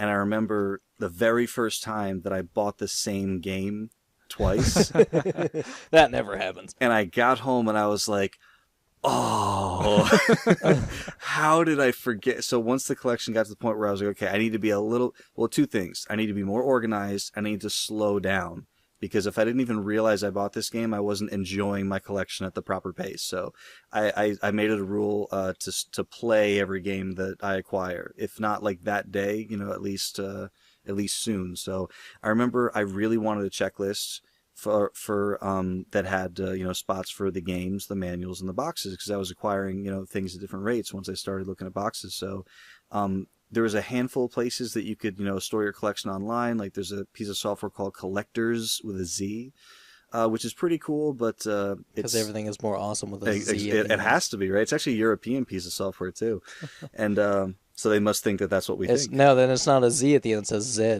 Oh yeah, or yeah, as in Canada as well, right? So yeah, I tried a couple things, and honestly, I just wanted to print out a checklist. And I also loved the option that by default it prints out with your collection entered on the checklist, and that was pretty much it. So the checklists were really what brought it in, and then I kind of lurked and lingered around the forums for a while before I really made any kind of regular comments or questions or anything. Shadow Kisaragi was probably the most helpful, like when I first got here, just as far as I was just, some, new guy in the forum, didn't know if I was going to be, shoot out or like, that's a stupid question. What are you asking that here for? But, I literally remember every time I would ask something or say something, he was always the guy who was like, oh no, this is how you do that. Or, oh, this is where you can look, or this dude's really cool. Talk to him. And it just kind of from there snowballed as a group of people who I really felt like, were a great group of people that I wanted to be involved with and trading with. So, I've said it before. It is a smaller, tighter group of collectors than some other bigger sites with bigger marketplaces, but I don't think there's a better, collector forum out there than RF's. That's where I spend most of my time. Yeah, I'd like to echo that. Shadow's awesome. He's helped me out on many occasions and even welcomed me into his home once, so I can't say enough good things about him either. Yeah, I was lucky enough I met him once. I was in Florida, and I ended up contacting him like the week or two before, and I said, listen, I know it's last minute, but I've got this Sega Genesis rental case that you had expressed interest in, and I'm going to be in your backyard in a few weeks, so what do you think? And he was like, yup, I'll meet you at a mini mall. So we, just 2 seconds, it's like, hey, how you doing? Shake hands, swap things. Very nice to meet you. See you later. So hopefully we can meet for, longer than that in the future. I'm actually going to be in Florida in September, so we'll see. There you go. So you mentioned briefly that you've got somewhat of a focus for licensed NES stuff and 32X games. What about the rest of your collection? How does that fit into your goals? Yeah, NES is definitely the passion for me, I guess you could say. It's originally it was carts, and then I grabbed a few complete games, and it's like they're kind of like a really cool piece in the collection, but not really focused. But once I started acquiring more and more box games, then eventually it's all complete, and then it's really just, I don't know, something about it, like the design of the boxes, like the black box games, the silver box Konamis. Like I love all the different subsets and just the way the companies differ from each other. But yeah, besides NES and 32X, which I know is my quirky little thing, the rest of it's kind of a mishmash, and the only ones I'm really going for complete collections for right now are NES, which will probably take the rest of my life and probably not get finished, and 32X, which will get finished. It's really kind of games that I like or really, really want to have. So you have, there's like a half dozen, like Game Boy Advance, complete games, like a dozen N64s. It kind of goes back to like what I was playing when I was growing up. Sega CD and Sega Saturn, I'm kind of on the fence on. Like I used to buy any game that I didn't already own. But I've kind of slowed down with those again since I wasn't really playing what I was buying, so just to kind of keep it focused. But I also play a lot of current gen stuff. Like most of what I play is current gen. I've got a couple hundred games on my Steam account that I'm trying to work my way through. I'm a little addicted to Civilization 5 right now, so that's taken up a lot of my time. But yeah, and then I've got over 100 360 games. So yeah, it's a little bit all over the place, with the majority being NES, 32X, and a handful of other things thrown in. Very good. So, can you tell us maybe what is your favorite piece of your collection, or maybe your centerpiece? Oh, it's tough. I mean, and that's the thing, because I decided to go on a budget when I started collecting. I'm not going after the Chippendale 2s and the Bonk's Adventure and like all the semi-rare and hard to find ones, because I wanted to try to, number one, stay on a budget, number two, kind of knock off the commons, and then eventually kind of like go after like a few of the bigger pieces at a time. So I really don't have too many of like the, oh my god, you have that game, for the Nintendo. There's a few. Like I recently picked up a Romance of the Three Kingdoms 2, which again is not like a super crazy title, but it's a little bit harder to find. Mega Man 1, I grabbed that for $5. I was very proud of picking that up complete. That's a good one. But yeah, when I look at the wall and I think like, what's my favorite thing? Like, I don't know why it's not like terribly rare or uncommon, but I love my Nintendo Deluxe Set box without the picture of the system on it. Oh, just the head, huh? Yeah, there's just something about that box. Like I look at it and I feel like Rob's looking back at me like, yeah, you did it. So, I'm pretty happy with my. I got a complete Power Glove. I had never seen one hit Craigslist before, and I remember asking Shadow back when I was newer to collecting, and I said, "Hey, dude, like, it's complete. It's it's like, I think it was like $40 or $50. It wasn't that much." And he said, "Yeah, I would definitely pick it up. I don't see those very often." And it actually ended up being really cool, because when I got it home, the box was open already, but when you pull it out, everything was still like twisty tied and plastic bagged, like it had never been used. Awesome. So it was kind of cool and disappointing at the same time, because I kind of wanted to use it, but I don't ever go after sealed or unopened things, but when I get them, it's hard for me to bring myself to break that seal. The curse of the collector. Yeah. Yeah.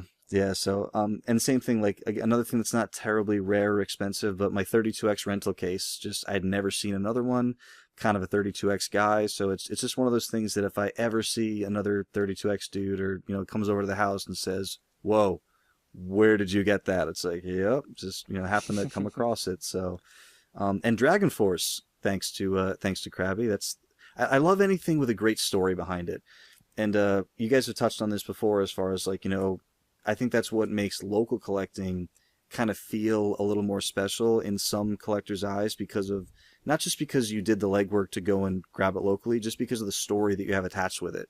So that Dragon Force disc, there was actually the dude who picked up all the free games at Best Buy in the recycling.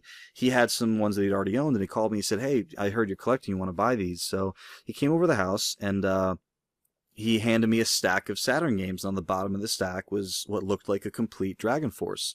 So I didn't show my poker face, and I looked at the top game. Oh, okay, looks pretty good. Oh, Mortal Kombat for Sega CD.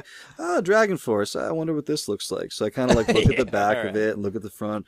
Working design. Oh, working designs. Who are they? I don't even know. This is probably whatever. So I open up the case, and so the instructions are in there. The rear artwork's in there. And then in the spot where the disc should be, there's a CDR, just like a blank CDR that he had written on with a Sharpie. Ha ha, got you.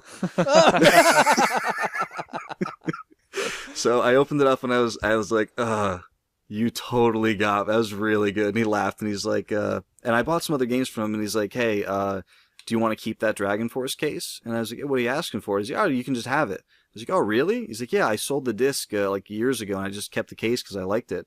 So, months later, Crabby posts something on, it might have been the worst of Craigslist. I can't remember, but it was something on, yeah, it was in there. And, he said, oh, this dude, he's got a whole bunch of, like a Saturn stuff. He's like, well, the saving grace is there's a loose Dragon Force disc in there. And I was like, oh. So I sent him a message. I said, listen, if there's any chance you could grab that lot and I'll pay you what you pay for the lot. Just send me that disc. And he was actually able to grab it, sell the rest of it to make his money back, and ship me the disc anyway, which then came back to him in the form of, what was it? Mario Brothers, I think WCW Wrestling, Pugsley Scavenger Hunt, and Goal 2.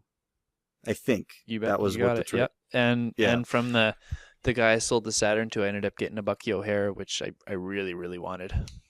See, and it was one of those things where I just remembered, and that again back to the earlier question of like what kind of brings you to RF, and it's like there are great deals to be had at most sites on the internet, but like the people I found at RF and the way everyone's super willing to help everybody else out, and just to kind of help everyone with their collecting, and just like the conversations that go on there.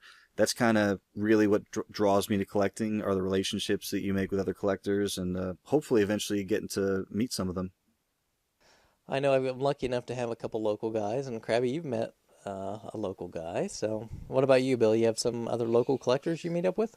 Once in a while. I mean, sometimes when I buy a Craigslist lot, I'll talk to the person. I'll just try to say, so hey, like, is this stuff out of your basement? Are you a collector? And they're like, most of the time it's like, I just found it in the basement, or like it's the kids, we don't use it anymore. It's very rare that it's a collector, but they're like I said, the local retro game shop around here, or at least as local as it's like 40 minutes away, but I drive there once a week.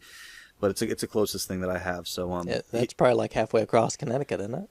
Well, I'm in southwestern Connecticut, so I'm much closer to New York City than most places in Connecticut. So it's like the very southwestern tip, like literally like 10 minutes away, and you're in New York State. So yeah, we have it's kind of a weird area, but because it's kind of like rural, like a suburb of like a lot of different cities, but not a lot of stuff right around us. So, but yeah, my local retro game shop, the guy who runs it, I've not had great luck with game shops, especially chains like Trading Games or whatever.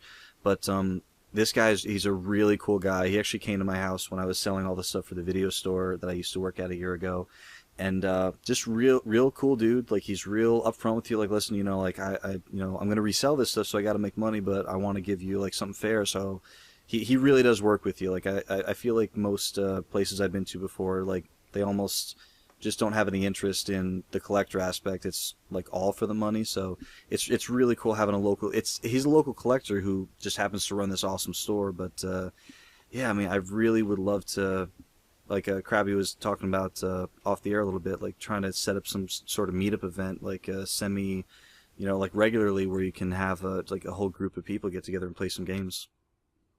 Yeah, I'm meeting up with a group like that tomorrow night. So I'll be hitting some retro games, some new stuff, and it's a lot of fun. Is that Nintendiana or something else? Yes, that's our local group, and it's a couple guys from Nintendo Age and some home brewers that some people might know. So John White, who's made that Assimilate, which we've talked about before, and we might have Memblers over there. It's if any of you are in the homebrew scene, but he did pretty much the first homebrew game, Garage Cart, and a couple of the folks.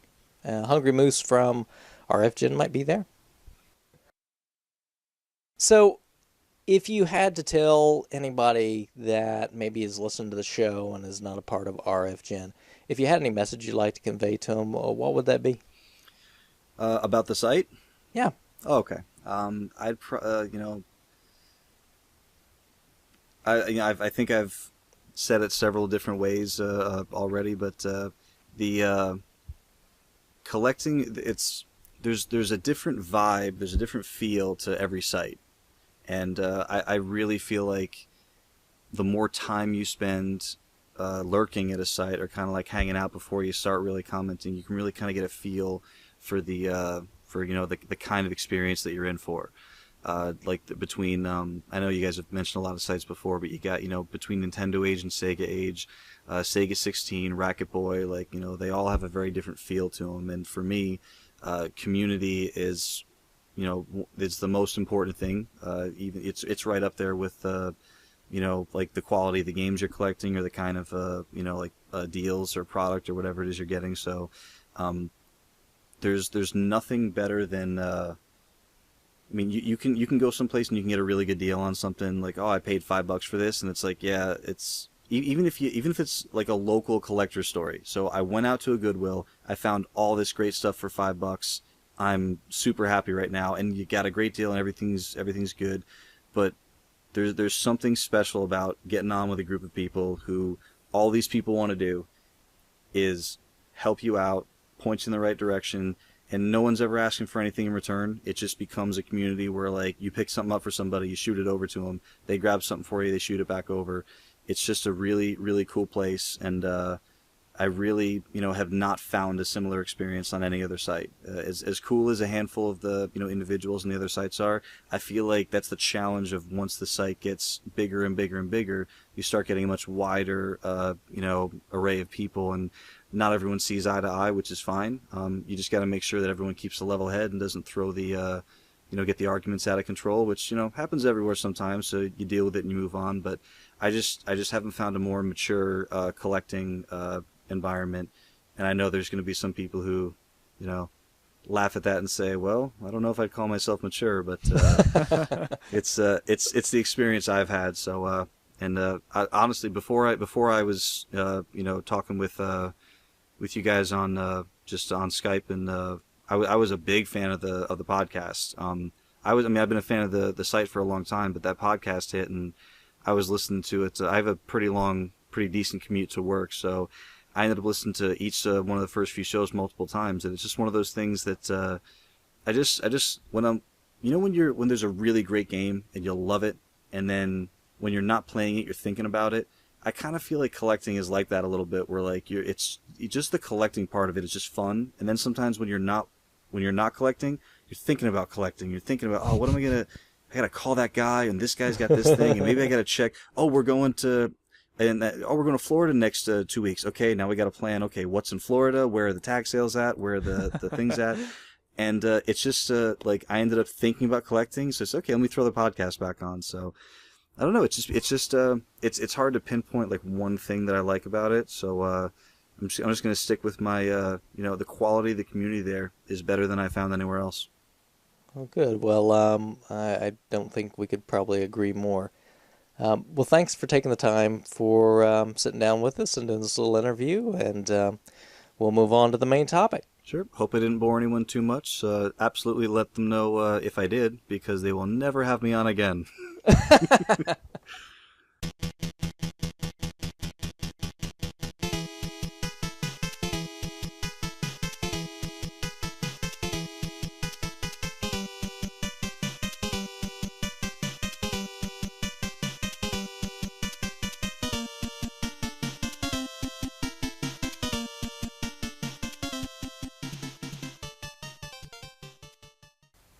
And a special addendum we've got to the small scores on this episode is a little pickup that Crabby himself made recently. So what did you get, Krabs? Yeah, it was a pretty interesting local find, probably the rarest item I might ever find in my collecting life. I was at the gym and I spotted an Exertainment logo in the back corner, kind of tucked away. So I went to explore, and they've got these exercise bikes hooked up to a kiosk that's got a monitor mounted in the top with game controllers in the handles, and you can play this old Super Nintendo game I remember reading about, the Mountain Bike Rally and Speed Racer combo. So it took a long time to track down the owner of the place, because he doesn't pop in very often unless there's really a problem. So I finally got a hold of him, though, and asked him if he wanted to sell them, and he said absolutely. The timing was good, because he's got these old machines he doesn't want in his place, and the reason I'm going to this new gym now is because my old one closed down, and it's just a different branch. So I know he's got a ton of extra equipment he doesn't have room for, so he really wanted to get rid of this old stuff. Nice. And totally was clueless, right? Yeah, he just knew that they were popular like back in the 90s when he had them. He's like, nobody cares about them anymore, so I just need them out of here. And when you say them, so you just mentioned one that you saw earlier. Yeah, sorry, so. I price checked one. I kind of kept it to myself, but he actually had two of these bikes there. So, and they're numbered 3 and 4 that I've got. So at one time he had 4 of them. Wow. but 1 and 2 are long gone, he said. All right, so tell us about the details. So eventually tracked him down again, because after he said he wanted to sell them, he left town. So I had to wait a couple more weeks to get a hold of him and hash out a price and all that stuff. So he wanted $500 for the pair of them, but he wasn't sure if one of them worked because it had been so long since it had been hooked up. Oh, yeah. Instead of just walking to the wall and plugging it in, I offered him $300 for the both, so he took that.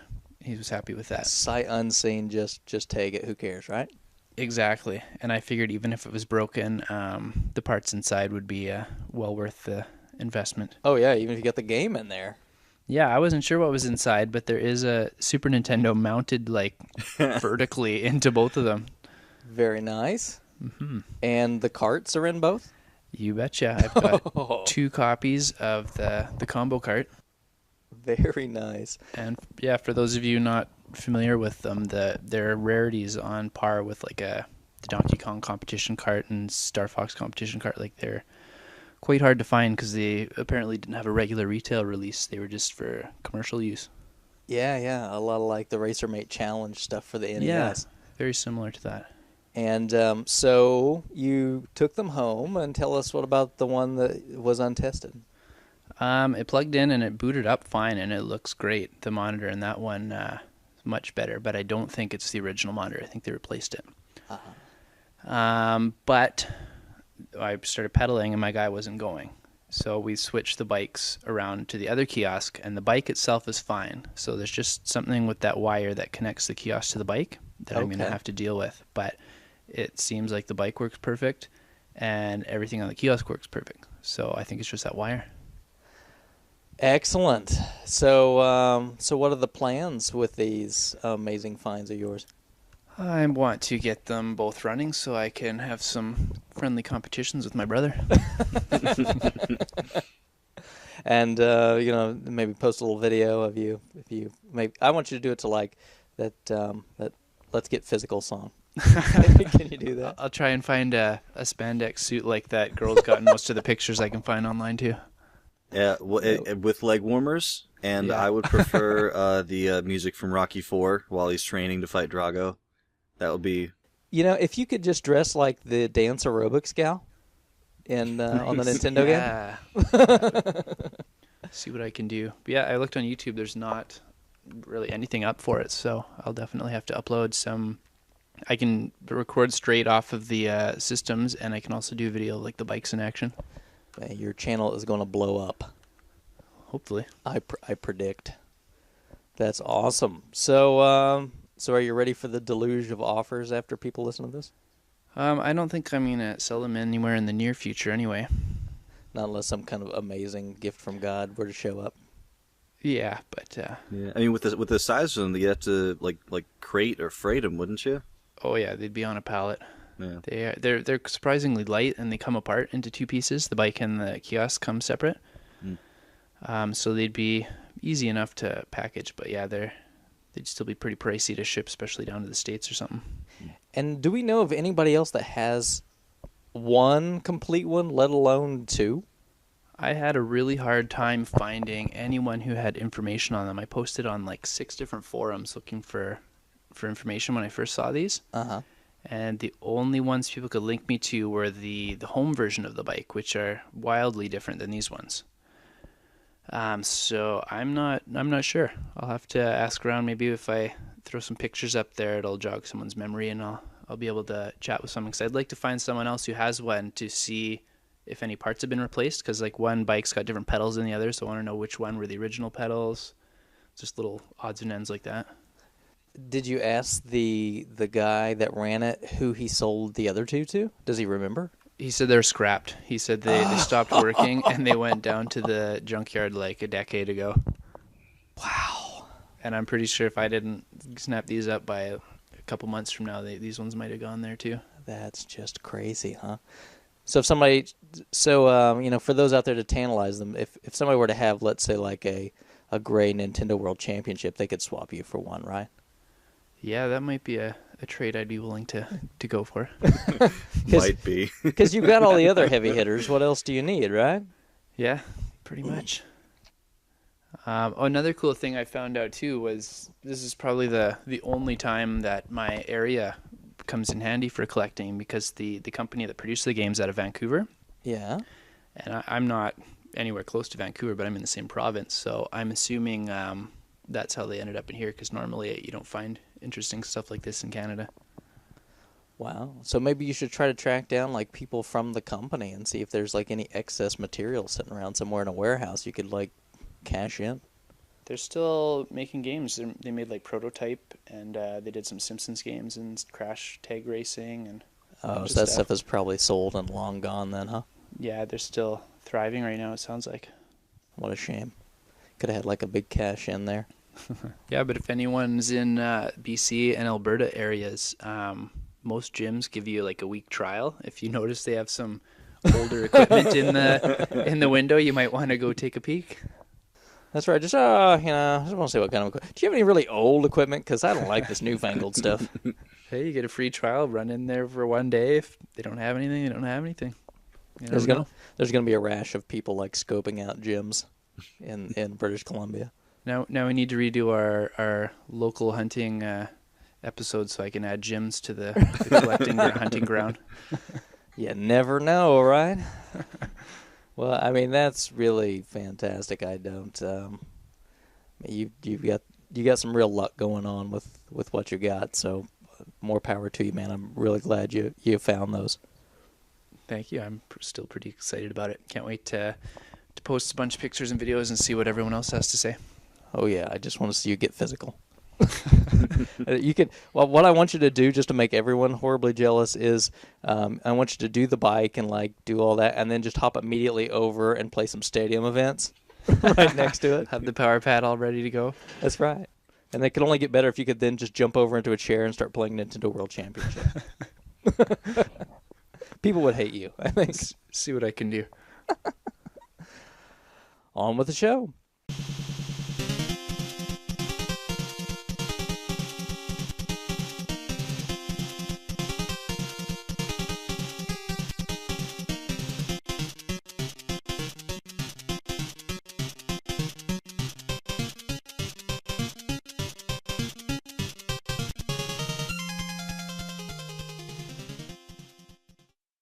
All right, I thought we'd start off by talking about just some of the tools that we use and keep handy. So when we're taking things apart or really cleaning some nitty-gritty things, what are some of the great things that we have? So, hey, Crabby, so what kind of little odds and ends do you keep in your little cleaning kit?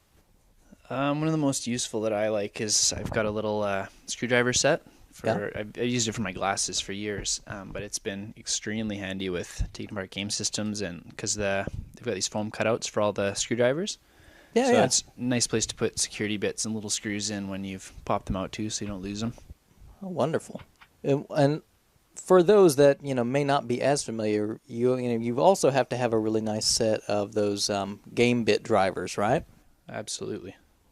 Obviously a lot of different sources to pick some of those up. I know a lot of people get theirs on eBay. I personally got mine from a website called newelectronics.com. I'll put the link in the show notes, but they've got a wide variety of the different game bits and like sets and things that you can buy, and they're very good quality. Where'd you get yours from, Crab? I got them from NintendoRepairShop.com. Oh, okay. It's the same thing. They've got quite a variety. They don't just do Nintendo stuff. They've got bits for Sega systems and things, replacement parts for pin connectors, DS screens, all sorts of cool stuff there. Yes, same here. I actually just ordered a fuse for a Super Nintendo that I've got to repair from them just the other day. So they've got some cool products, and the prices seem pretty reasonable. Yeah, I've bought from them twice now, and I've good experience each time. So what about you, Bill? Any special screwdrivers or kits or anything that you keep around? Yeah, I've got kind of like an all-in-one, like a catch-all kit that just stays right next to my desk. It's a Kronos kit, Kronus, and it's pretty standard. I've seen these things all over the place. It's got like a set of jeweler's screwdrivers that are really similar to those little like eyeglasses repair kits. And they have, the flathead, which are really good for opening up Nintendo carts that don't have that, a special bit that the rest of them use. Right. And I also throw my, two little bits in there for all the, ones that don't use the standard screws. And it's got needle nose pliers and a set of dikes just for kind of clipping things if I need to get in there. So it's kind of everything I need in one little kit. Very cool. Do you remember where you got that? I think I got it at a Best Buy. Like, they have like a little area that's like a little PC repair area, and they have like little toolkits. I think I got it at a Best Buy, but I'm just doing a search online, and you can find these things everywhere for like $5 or $10. So it's really pretty universal. Do either of you ever work like on Xbox 360 controllers? It's funny it's funny you should say that, because my favorite Xbox 360 controller, just last night while I was playing, I realized that the left bumper felt a little funny, like it wasn't clicking, and it just feels like mush, and it doesn't work. So I am just now going to have to try to figure out, like, look up how to repair the bumper, and if not, maybe do a swap on it. Yeah, if it's like what happened to mine, you'll just have to do a swap, because it's just like this plastic piece, and it's not really like on a hinge or anything. It's just kind of, once that plastic kind of gives way from its springiness, it's kind of done. Yeah, but you can buy a shell kit, and just reshell it if you want to. Yeah, I mean, it's remember that the transforming D-pad that came out like a year ago? Yeah, it's that one, and I love that controller. So I think I might just try to find a way to swap it with another one. But to get into those, you have to have like this really deep torque security head. I think it's like a T15 security bit to get in there, and you can't just seem to go find one, because it's pretty long to get into some of those screws, and it's just a really oddball item. I had to track one down online, but it's definitely something to have if you don't have one in your kit.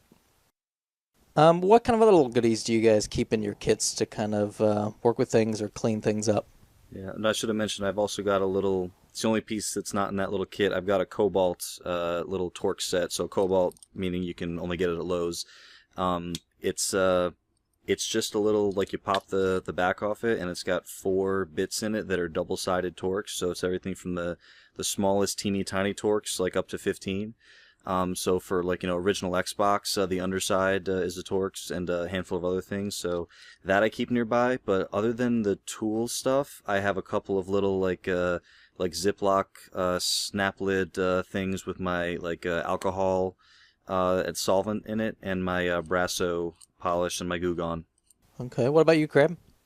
I like Bill. I keep the alcohol and mine's not Brasso, it's just like the generic store brand. Same idea, though. The only other weird things I keep in there are a pair of weightlifting gloves. That's for when I'm doing like more than 10 carts at once. Just saves my hand a little bit of irritation using a screwdriver for that long. And also it's got all the tips of the fingers cut off, so I can still be very precise with the small things if I need to move stuff around. That's interesting. I've never used any kind of glove. Wait, Bill, do you do anything like that? I never have, but Crabby and I have talked about this before with the gloves, and there's a pair of gloves you can get at like a Sears or any kind of hardware tool store called framing gloves, and they're a lot like mechanics gloves, only the thumb and forefinger are exposed. So the whole rest of the hand is covered, but so you have like some protection, but then if you need to just like grab a really tiny screw or something, your fingers are exposed. So weightlifting gloves are if you have those, they work great. If not, framing gloves are cool, but I typically don't wear gloves unless I'm going into a system that has sharp edges, and I can't even imagine, I can't think of the last time I put gloves on to go into a system. So are we just trying to say that Crabby's got girly hands? Is that... I got to keep them soft and delicate. Yeah. That's you want to keep your feminine side going. I get you. That's good. Yeah, you know it. Now, I keep around, like with the rest of my stuff, like also a set of tri-wing screwdrivers for like some of the Nintendo, like Game Boy Advance and whatnot. DS uses them too, I think, yeah. Yeah, you guys have sets of tri-wings? You bet. I don't actually, but I'm not a huge Game Boy guy yet, so I'm sure I will pick up some tri-wings at some point. Yeah, they're definitely a necessity if you're doing anything that's in the portable Nintendo realm. That's kind of how they lock all their stuff up. I think the Wii takes them too now. Oh, well. Not 100% sure on that, but if I remember correctly, they do. That wouldn't surprise me any. I guess it would make sense for them to standardize on something. Mm-hmm. I'm sure if they buy them in gigantic bulk, it probably makes more sense. Now, when you guys are taking screws out of stuff and whatnot, I use like a little pill box to organize the screws. That way I don't like drop them, lose them, or one of the kids grab them. So what do you guys do about that? I just use the foam cutouts on my screwdriver set. Okay. Yeah, it depends. If it's just a game, I do one game at a time right at my desk. So I just pop them out. I put the screws on the mouse pad, and then I clean the game and do what I'm doing and put it back together. If it's a system, one of two things. If it's a Nintendo system, like it's for like a 72 pin repair or something like that, there's actually a little plastic tray that's kind of like attached to the bottom of the Nintendo, and I just unclip that and I put upside down and just throw all the screws in there just to kind of keep them in one place. But if it's a system where all the screws on the underside are the same, I normally don't bother separating them. Once in a while you get a system that's got different screws once you get inside, and then I usually just get like a scrap piece of paper and I kind of make myself little notes like these screws go here when I put them on the piece of paper. So Now, do you do that, Crabby? Do you make notes or something if you have to tear a system apart, or how do you approach that? I usually have either a YouTube video or just a website with lots of pictures, so I can kind of retrace my steps if I need it. Now, see, I just keep the digital camera around, so like if it's a system I'm not familiar with, I'll just snap pictures as I go and tear things down, so that way I can kind of just reverse order the thing if I need to. that's actually a good idea, and also it gives you the opportunity to make a little guide when you're done if you feel like it. Yeah, that's true. If I wanted to help others, but I'm not helpful. Speaking of like ones with different screws, I just finished like cleaning up an N64, and I hate that thing has so many different little size screws that hold that thing together. I'm like, really, Nintendo? Yeah, I hate that an N64 cart has two different kinds of screws to get it open. Yeah. So if you've never done it before, it's like the standard Nintendo bit, like I think it's a 2.88 millimeter, will open the cart. But then once you get inside, it's a really small Phillips. Then you got to switch your bits and then take the RF shield off. Then you clean the thing. Then you gotta.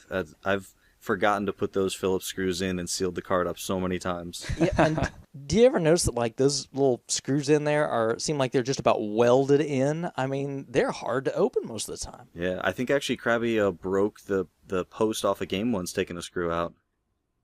What?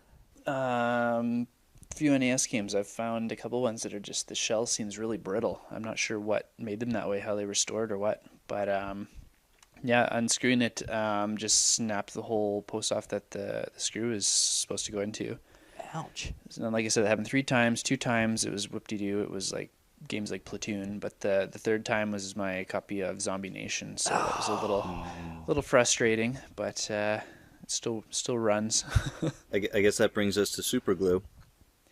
Yeah, that's how the shell went back together after, so my Zombie Nation's not going to be opened up again very easily. You just glued the whole thing, huh? Just the one side, yeah. The other side was fine. Wow, that's pretty extreme. But, yeah, I mean, super glue, great thing to have in your little box, right? I mean, you never know when you're going to need it. Absolutely. Now, I also keep around like a little dental hook. It's basically, I mean, they're used dental tools that I guess they got done using. I found them at like a flea market. And I'll use those a lot, like especially if I'm doing like 72 pin connector repair, because they're great to kind of get in there and bend the pins up. It's like just right size wise, and that little hook lets you get underneath it. That's actually a good idea, yeah. You can actually buy those at like the supermarket for like $1. Oh, okay. Well, there you go. And they're kind of really, got a small point. They're kind of not sharp, but enough to where you can kind of get in little grooves and stuff sometimes if you need to clean stuff out. So it's one of my favorites. Now, if it's like plastic that's somebody's going to see cosmetically, I don't use it because I almost scratch things up. I'll use like a toothpick. But, yeah, sometimes it's a really great little thing to have. I might have to check that out. That's interesting. Yeah. I mean, it's a nice little tool and cheap, dirt cheap to get. And last but not least, I mean, we'll talk more about stickers in a little bit, but I keep, being married, my wife's got a hairdryer, but I also have got like a junk little hairdryer I keep around for like some sticker removal and stuff. Do you guys just borrow the spouses, or? I don't. I actually am not big on hairdryers. I've used them a couple times, but I'm really a pretty firm believer in Goo Gone, Q-tip, and patience. And I've usually not had to resort to heat at all. Okay. Crabby, you use the heat a little bit? Yeah, I've used hairdryer several times. I used to have extremely long hair, though, so I didn't have to borrow my wife's hairdryer. I just used my own. I still have not seen pictures of you without the hair yet, so you owe me. I'll get some up when I'm riding my delightful new bikes. And clean shaven. Are you still clean shaven? I got some stubble, but it's not like 7 inches long. Man, you're going to look like a kid or something. I'm not going to know what to think. I'm going to feel even older. Thanks. Any way I can rub that in, I will try my best. I appreciate that. Yeah, no, good looking out. Hey, I've still got hair on top of my head, so I can't complain any. All right, great. So I think that's probably most of the tools, unless you guys have anything else that you use that's kind of a secret. Toothbrush, and not for games, but for systems. Like if a system or like an arcade stick, it is really just like dirty or grimy. Once I take it apart and like all the electronics are out of it, and you kind of have like that empty shell, just a toothbrush with like a little bit of like soapy warm water, like a drop of dish soap. But I don't normally keep that in my regular tool set. That's just kind of like the way I clean, systems and things, that are like bigger that get dirty. But yeah, that's the only other thing that's in my kind of repertoire of tools. Yeah, that's a good idea. I mean, I keep a toothbrush in there too, and I don't know why. I guess I don't think of it because I don't use it all the time. But it's also great for like those little heat vents, that all the dust collects in, and you can't. Yeah, especially on on everything, but on like the top of a Genesis 1 and like the little crevices of a Genesis 2, like where it's like you can't get your fingernail or anything in there. So like there's lots of little places that a toothbrush can reach. Yeah, the N64 vents behind the cartridge. Yeah. Original Xbox had vents all along the side, and ridges everywhere too. Yep. Yeah, that I'm not a big fan of that design. But one thing we haven't mentioned too, it's kind of obvious, I think, is why we didn't mention it, is the huge box of Q-tips. Yep. Q-tips, some isopropyl alcohol, definitely big things to keep handy. I probably go through way too many Q-tips, but to the outside folks, they probably would wonder what the hell I'm doing. We buy like the big 1,000 pack. They go fast though, don't they? Yeah, you use a couple, 2, 3, 4 on every cart, and they're gone quick. Yeah, all right. So that's kind of some of the tools. I'm sure you listeners out there probably have your own little special toolkit that you put together, or maybe you're just starting and you're kind of thinking about putting your own stuff together. So I'd be kind of curious to hear if we've missed anything, or if there's some secrets out there that we've not thought of. So make sure you go and share those with us in the post and in the show notes.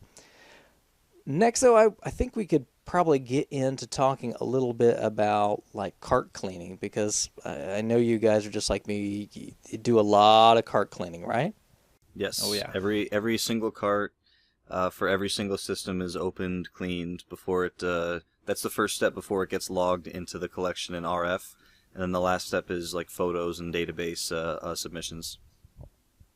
I have a little like TV tray that people eat dinner in front of the TV on in my game room, and that's set aside, and all my new stuff gets piled on this table until I've got enough to do a big clean, and then I work it into the collection after. All right. Yeah, I kind of I have like a little, I'm sure like everybody, an induction process. So everything that comes through gets a cleaning. I mean, even the stuff that I put in my sale thread usually gets a pretty good cleaning. It's just, I don't know. I take some sick pleasure in it. I don't know about you guys. It's enjoyable, yeah. Yeah, I used to clean stuff that was that I knew was going to be for sale even when I first got it. But after my first few trades, I was asking people, like, I hadn't cleaned something yet, and I was asking a few people. I said, like, hey, like I just got this in. You want me to clean it before I send it to you? And I found that most people enjoy their own cleaning method. Like they want to do it themselves. So I started asking people, do you want me to clean it or do you want the honors? And then they were like, most people I find want to clean it themselves. So I'll usually ask, but I don't clean everything anymore. Yeah, I think I just kind of do it because the people that buy from my sale thread are such a wide variety. I get all the way from people that are just starting out with systems and things, and like the common games. Like if somebody's buying a Bayou Billy, they're probably not to the point where they're really getting in and doing a lot of deep cleaning. But Right. but yeah, I can see that because I recently had a game that I got, and yeah, the person I got it from asked, hey, do you want me to clean this before you send it out? And I said, no, it's okay, I'll take the honors. What about you, Crabby? Do you clean stuff you sell, or do you just lightly? Only if it's something fairly easy to remove, and if it's worth the effort. If it's a Bayou Billy, it's not worth the effort for me. Just sell it as is. If it's $20 game, then I'll put a little elbow grease into it and make it look nice. Well, I mean, I don't know. I feel like I'm watching TV or a movie or something at night. I can sit down and just clean some carts or a system or something. It just kind of passes the time and keeps my hands busy. Yep, same here. I'll either be on the computer doing something, or my TV is kind of placed in an area where I can see it right from my desk. So I'll like throw something on, and I'll just have 3 or 4 carts, and I'll just be working on them while I watch something. Yeah, I've got a friend who's got a pretty big DVD collection, so I just go raid his house for a few, and then I plop down and watch some new movies while I'm cleaning up. There you go. Wonderful stuff. Nice. So, all right, there's obviously like a ritual about cleaning a cart, that we probably all go through. So, let's kind of talk about our own rituals and then maybe some other things that we use when it comes to that. So, Bill, as our guest, you want to start off and kind of tell us about your cartridge cleaning ritual that goes on? Yeah, most of the things I get in are NES. So my standard like process that I've kind of like refined and I'm happy with is, so I sit down with the cart, flip it over, I take the screws out, screws go on the mouse pad, and then I take the PCB or like the little the board out, and I have like a cotton T-shirt. It's not old enough where it's kind of like ratty and falling apart, so it's like semi new, and that's what I actually use to polish the apply the Brasso and polish the pins. So I shake the Brasso up. I put just a little dab of the Brasso right on the pins, a little bit on one side, and then I kind of with the T-shirt put a little bit on both sides, and then just kind of slide back and forth, just kind of scrub in, and you'll the stuff works really fast. You'll see the dirt coming off and the grime come off really quickly. And then you can tell that the cart is nice and clean. So then I have my little alcohol solution. I use a 70%, and I distill it a little bit with water. But I don't think there's anything wrong or bad about using alcohol by itself. It's just what I do, probably out of habit. And I just I dab a dry part of the T-shirt in the alcohol mix, and then I kind of like wipe off the whatever residue the Brasso may have left behind, and then I kind of dry the PCB off with a dry part. And the last thing, and this is a piece I added after I cleaned my first handful of carts, is the bottom of the cart where the board is actually going to stick out, the part that's going to make contact. A lot of times, since that was exposed, even when it's exposed when the cart is closed, a lot of dirt and grime and crap can get in there. So same thing. I'd take a little dab with the T-shirt in the alcohol solution, and I just really kind of get in there, scrub back and forth, Q-tip if necessary, because that's like a little crevice area, Mm-hmm. and then dry that off, just because I don't want like that dirt that's going to live so close to the board, infecting the board that I just cured of plague. So and then it gets the outside of the cart's the last thing I clean. So same thing, I go back to my kind of catch-all solution, like my half alcohol, half water mix.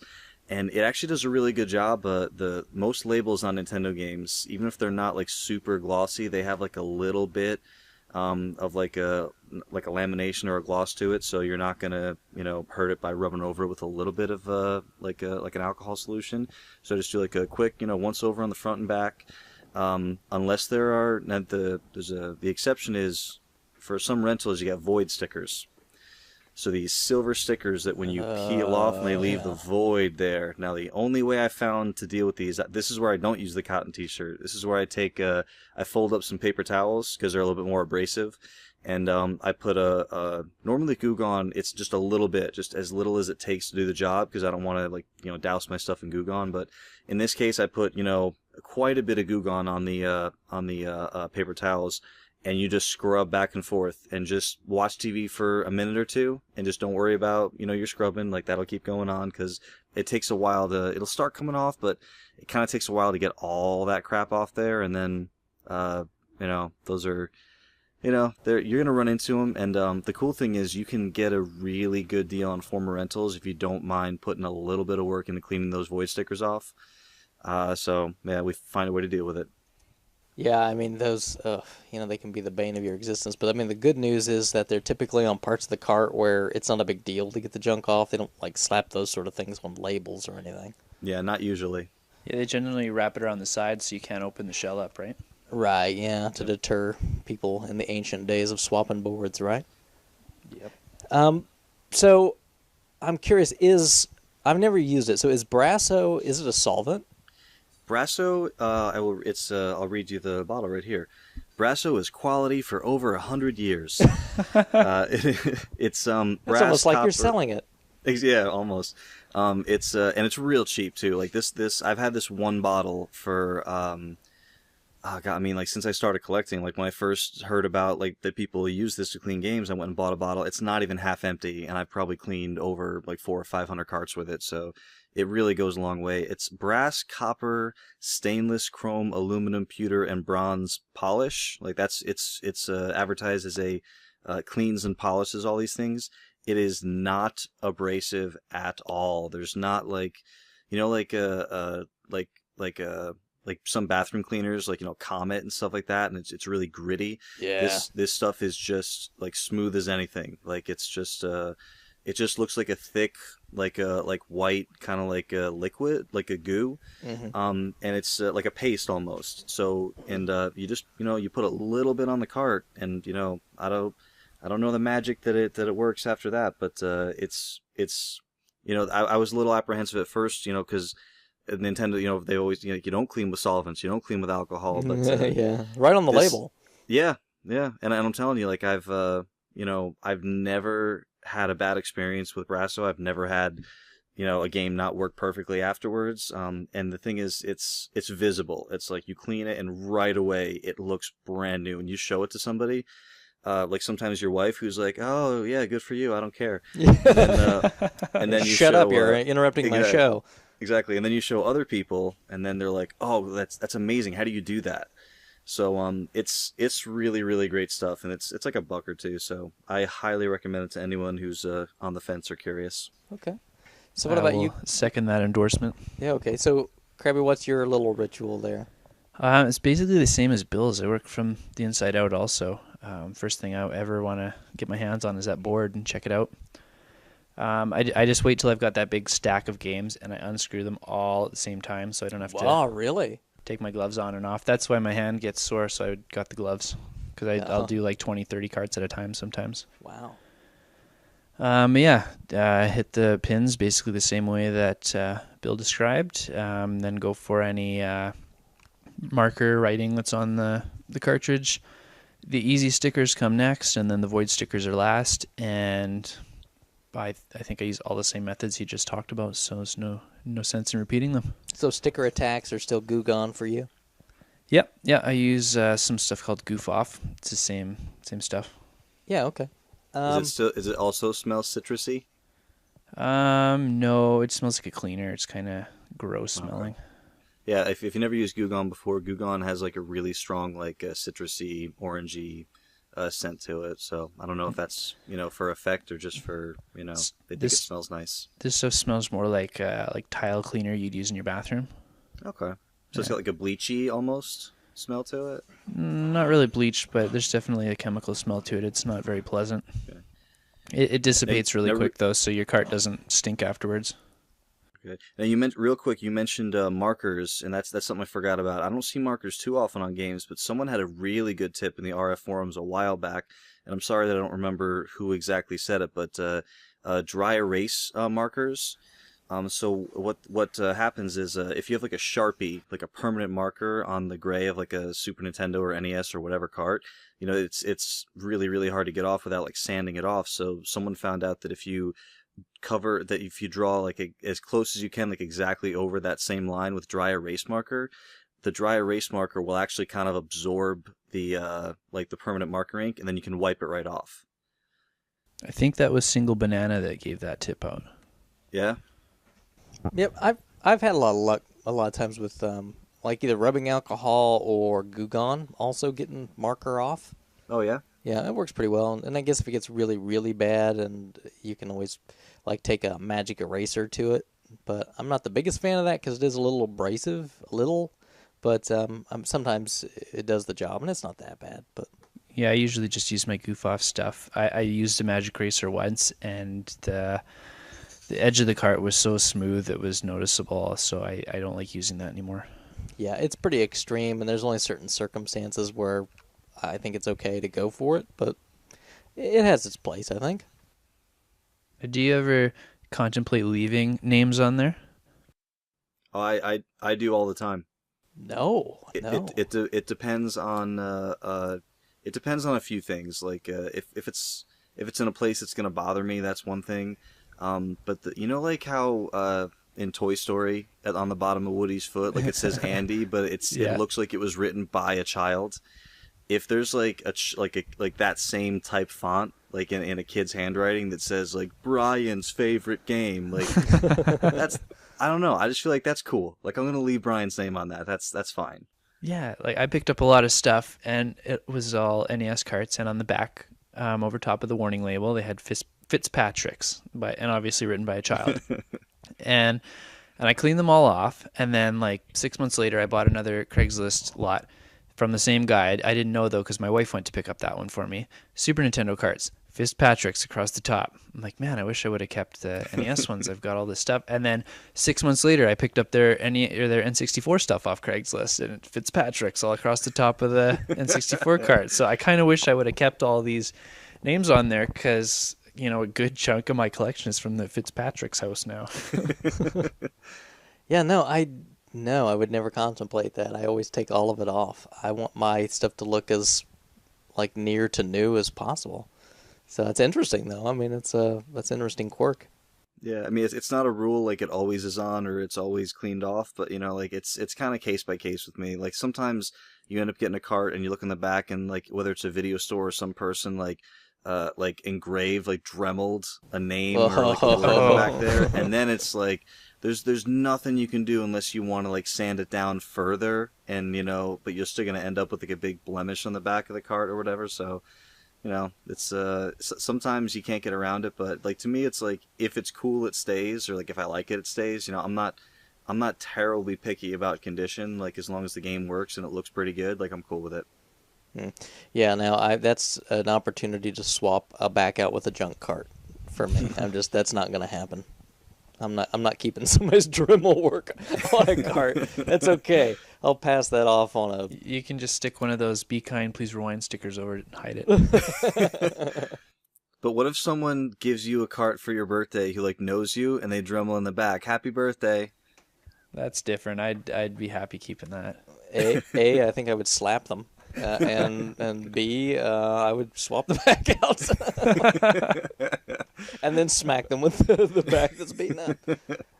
No, I think everyone knows me well enough that if they're going to give me a cart, they're not going to do that.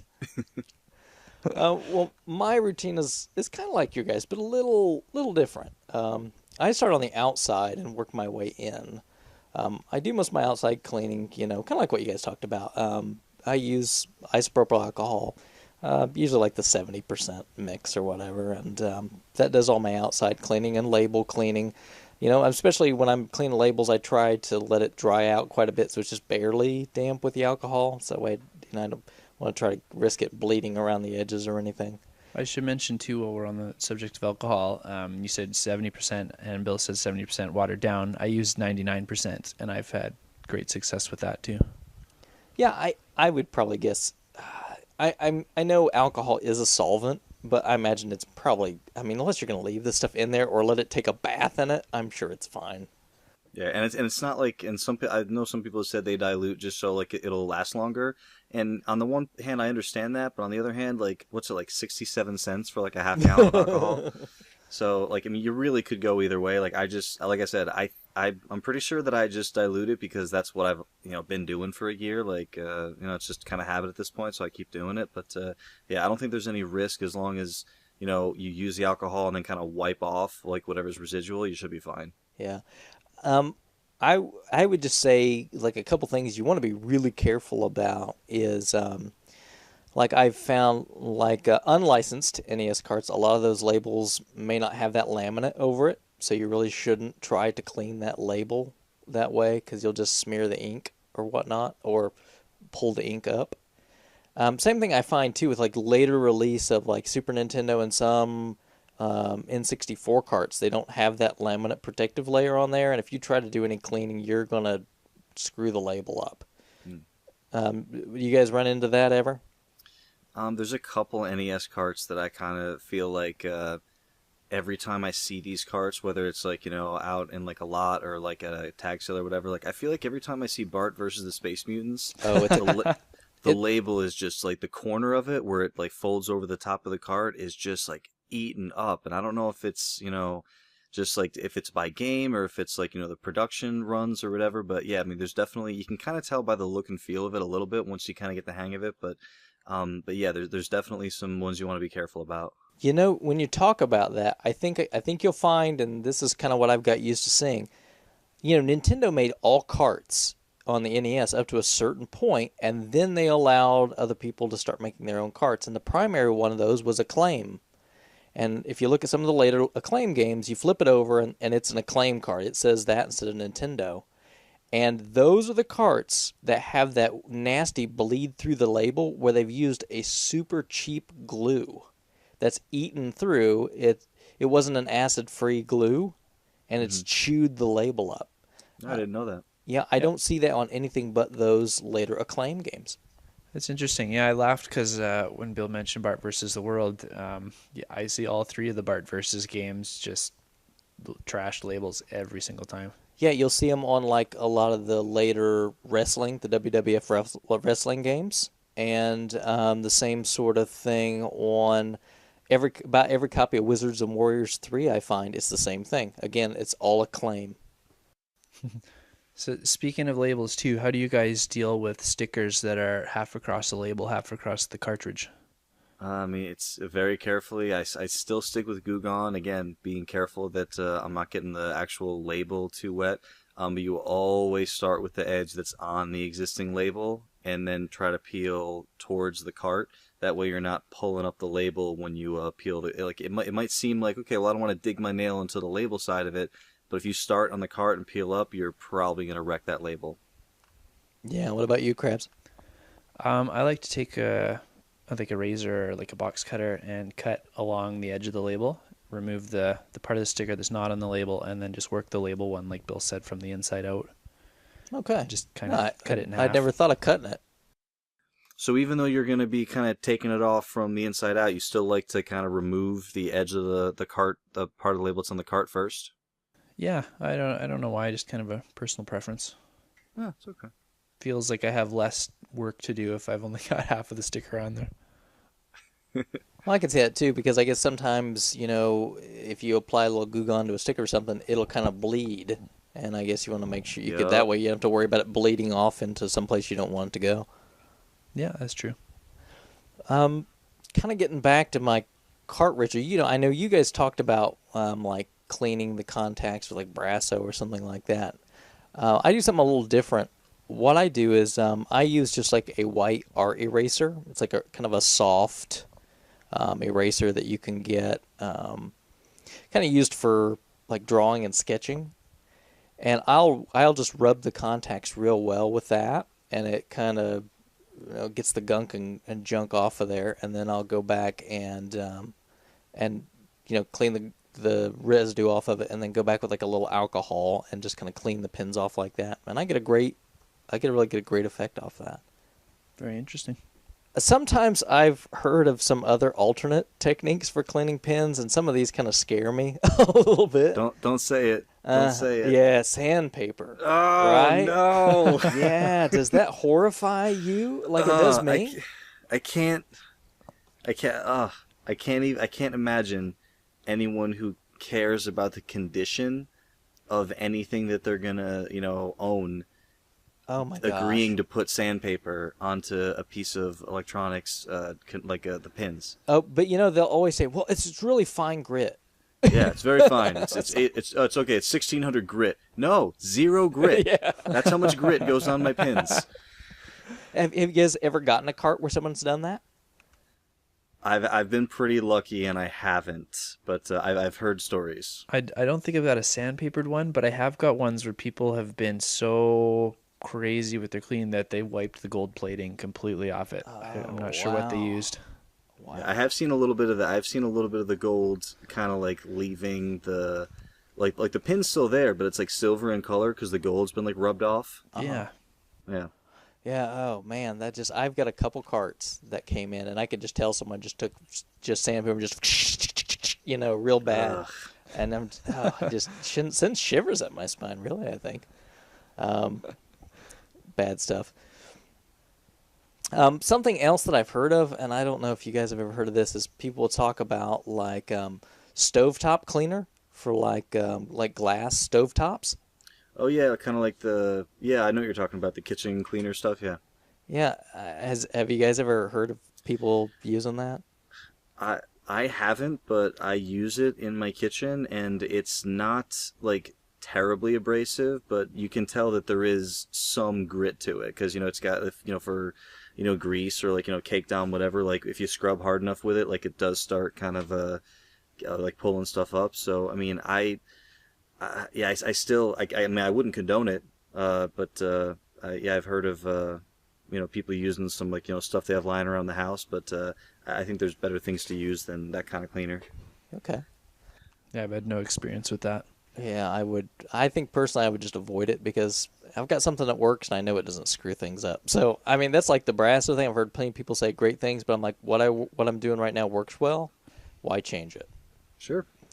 Now, I'm kind of curious when you guys have labels that are like sometimes like on an NES game, like the end label will peel up, or you'll have like another spot where it's maybe peeled a little bit. Do you guys do just a little bit of repair to that to glue those back down, or what do you guys do?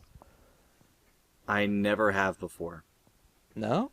I mean, there's been I got a it's one of those things that has been on like my to-do list that I have nothing against doing that. I just haven't gotten around to, like, I don't have too many carts that have that problem. The one that comes to mind is I got was it Time Killers, the Genesis fighting game? Oh yeah, awful. I picked it up, and this was when I first started collecting. I was going to garages and tag sales all the time, and I didn't know what really values were or anything. So I get to this tag sale, and I see Time Killers, and I was like, okay, like I don't know if this game's good or not, but I don't think I've ever heard of it. So I just did a quick check on my phone, like some retail store that posts a price, and it retailed for like $35. So I was like, oh okay, like I'll pay $2 for this. So I remember getting it home, and I realized the cart, like the whole top, the part that folds over, was all pulled up. And I said, okay, like note to self, I'll fix that at some point. And I just never went back and did it.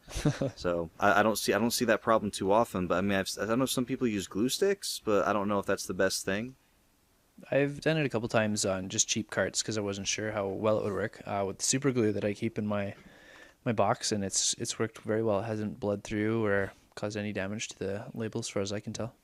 So do you just apply the super glue straight onto it, or like little Q-tip and like get a real thin layer so it doesn't bleed or look wet or anything? The glue that I've got has a really fine tip to spread it. So Okay. I just spread a tiny little bit with the tip it's got on the cartridge itself, and then fold the label down onto it. It doesn't get much at all on there. It's really nice. Sounds good. Yeah, I've used a little super glue before in a couple instances.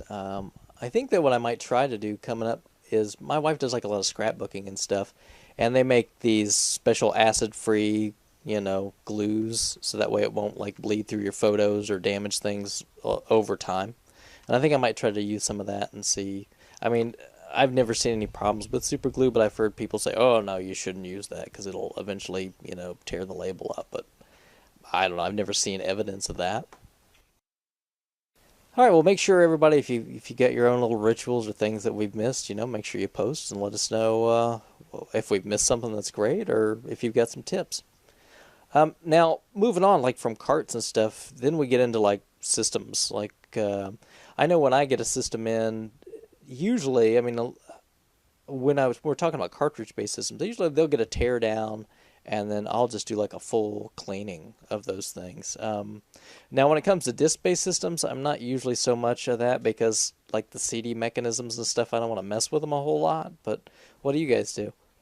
I do a full teardown of every system I get, CD and cart-based, but CD-based systems typically don't get fully cleaned on the lower portion, like the one that houses the CD mechanism. So, for instance, like the 3DO that I grabbed a few months back. 3DO is real simple. I think it's just 4 or like 6 screws on the bottom, and the whole top just kind of comes off. So the whole top kind of went through, like with zero electronics or, wire harnesses or anything on it. Just got the whole toothbrush soapy water treatment. And you can, then when you're done, you can just kind of run it under hot water because it's just going to dry before you put it back together. But the bottom, unless you want to pull all the electronics out of there and do the same thing, it just gets like a careful cleaning with a toothbrush. But obviously, it's not going to get that bath once you're done. Most cart-based systems, it's easy enough to kind of take all the electronics out, and then you really can bathe the shell and get it nice and shiny. I'm not quite as hardcore as you guys. I usually have some unscented baby wipes, and I do the outside of the shell really well with the baby wipes. Open it up. If the inside needs it, I'll do the same. And then with the electronics, I'll just have like a can of compressed air, and I'll just kind of get the dust out and close her up. I don't really give them the old bath. Yeah, now I do. I'm the same way as Bill. I just tear them apart, and they get like a very thorough clean. The shells, usually just some soapy water and whatnot to kind of go through that. I try to guard the stickers on the outside as much as I can. Usually, if you just barely get them damp or something, they'll be fine because they're usually laminated. What's really good with that is if you're concerned and you still want to bathe them is like that blue edging painter's tape. Yeah. It's really good, and it's designed not to take anything back up with it. So you can actually kind of press that tape down like hard against the stickers on the back of the system, and then as long as you peel really slowly when you're done, like it won't let anything bleed through, and the sticker and the tape comes off cleanly. Oh, that's good. That's a good idea. Mm-hmm. Do you guys like internal, like with cart-based systems? I mean, I completely tear the thing down to the board, clean it all, and then reassemble. Do you guys go that far? Not quite that far. I mean, like the shell is my main concern, and then similar to Crabby, like I'll like blow compressed air throughout the the circuit board and the electronic space just to make sure that there's nothing kind of clogging it up, especially if it's a system that has fans. Like obviously the Nintendo Super, the Genesis, like most of those early cart-based systems, they don't have any fans. They just have like ventilation, vents. But anything with fans, especially like Xbox, PlayStation 2, anything that like can get clogged up, I really try to get the dust out of there. But I don't take every little thing apart inside usually. No, I'm not that thrilled with mine either. The only time I really get into them like that is if they start giving me a problem. Okay. And like I said, I don't really do that with disc-based systems so much, but all the cart stuff, I find that they break down so well, and they're so well made and sturdy. Man, I just don't have any problems, breaking it down and whatnot. Right. Now, with like an NES and whatnot, I mean, obviously the common problem, and everybody knows, is like the connector, the pin connector, and then the issues with the lockout chip. So like when I refurb a Nintendo, I take the thing all the way apart. I'll take the pin set, and I get boiling water, and then I just let that thing in there, and I just kind of mix it up in the boiling water for a little while to like just really kind of get the gunk out. And then I'll take it out, I'll dry it real well, and then I kind of go back and bend up like the bottom set of pins where the cart comes in before I kind of reassemble that. And then I always make sure to go in and kind of disable the lockout chip so there's never any of those blinky problems again. Do you guys do something similar to that, or? I do not. I've never done a 72-pin repair. On the couple of Nintendos that I've had, and I own a few, and then I gave one to my sister. I got 72-pin replacement connectors from NintendoRepairShop.com. I've heard a few places that they're one of the better ones out there, and they're still relatively inexpensive.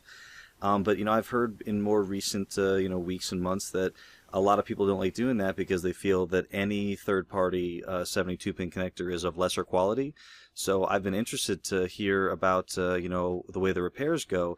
I've heard of boiling water before. I guess I've always been afraid of if I, like, do you have to hold the connector with some, like, tongs or something? Because I feel like if you put it in a pot of boiling water, then you could kind of couldn't you melt the plastic if it touched the side of the pot or something like that? I worried about that the first time I did it, but no. Not really. I've never had a problem. So you can just drop it in and it's good for a little while? Yeah, I'll just kind of stir it up every minute or two, and maybe I'll leave it in there for, 5-10 minutes. Yeah, I'll have to give that. I've never done that before. I've got the one thing I can say about the 72-pin replacements. They're not terribly difficult to replace. There's tons of YouTube videos out there to show you how to do it. The one thing I will say is when they're brand new, they're very tight. So when you kind of slide the cart in on an NES and then kind of push it down, everything's great until you want to change games, and then if you don't have Death good grip, if you don't have good thumb forefinger strength, you actually kind of have to, okay, give me a minute, and kind of brace yourself and really, pull the card out. So I remember giving the system to my sister, and I said, no joke, like be prepared to get in a fight with this thing. So it does get better. So a lot of times, once I replace a new one, I'll just kind of put the cart in and out 20, 30 times to kind of loosen up the pins a little bit. But that's interesting. I'll have to try boiling the connector next time. Yeah, but after you boil it, you really have to go and bend those pins up. I mean, that's the big key, because I think public enemy number one is Game Genie. I hate Game Genie because of that, because the board is thicker, and the way you kind of have to put it in there, it unnecessarily bends the pins. So that's right, because it doesn't end up going in that down position. It stays connected in that up position, which kind of holds the pins a certain way. Right, and the reason it has to do that is due to how they got that to work is they just slapped a giant thick board in it, so it pulls that wedge apart for the kind of the grasper. So you kind of have to go in and do some of that, and eventually just through regular wear. Especially, folks, don't leave your games in your Nintendo. You know what I mean? Not in the down position anyway, because you're just constantly bending those pins. You're just going to wear them out.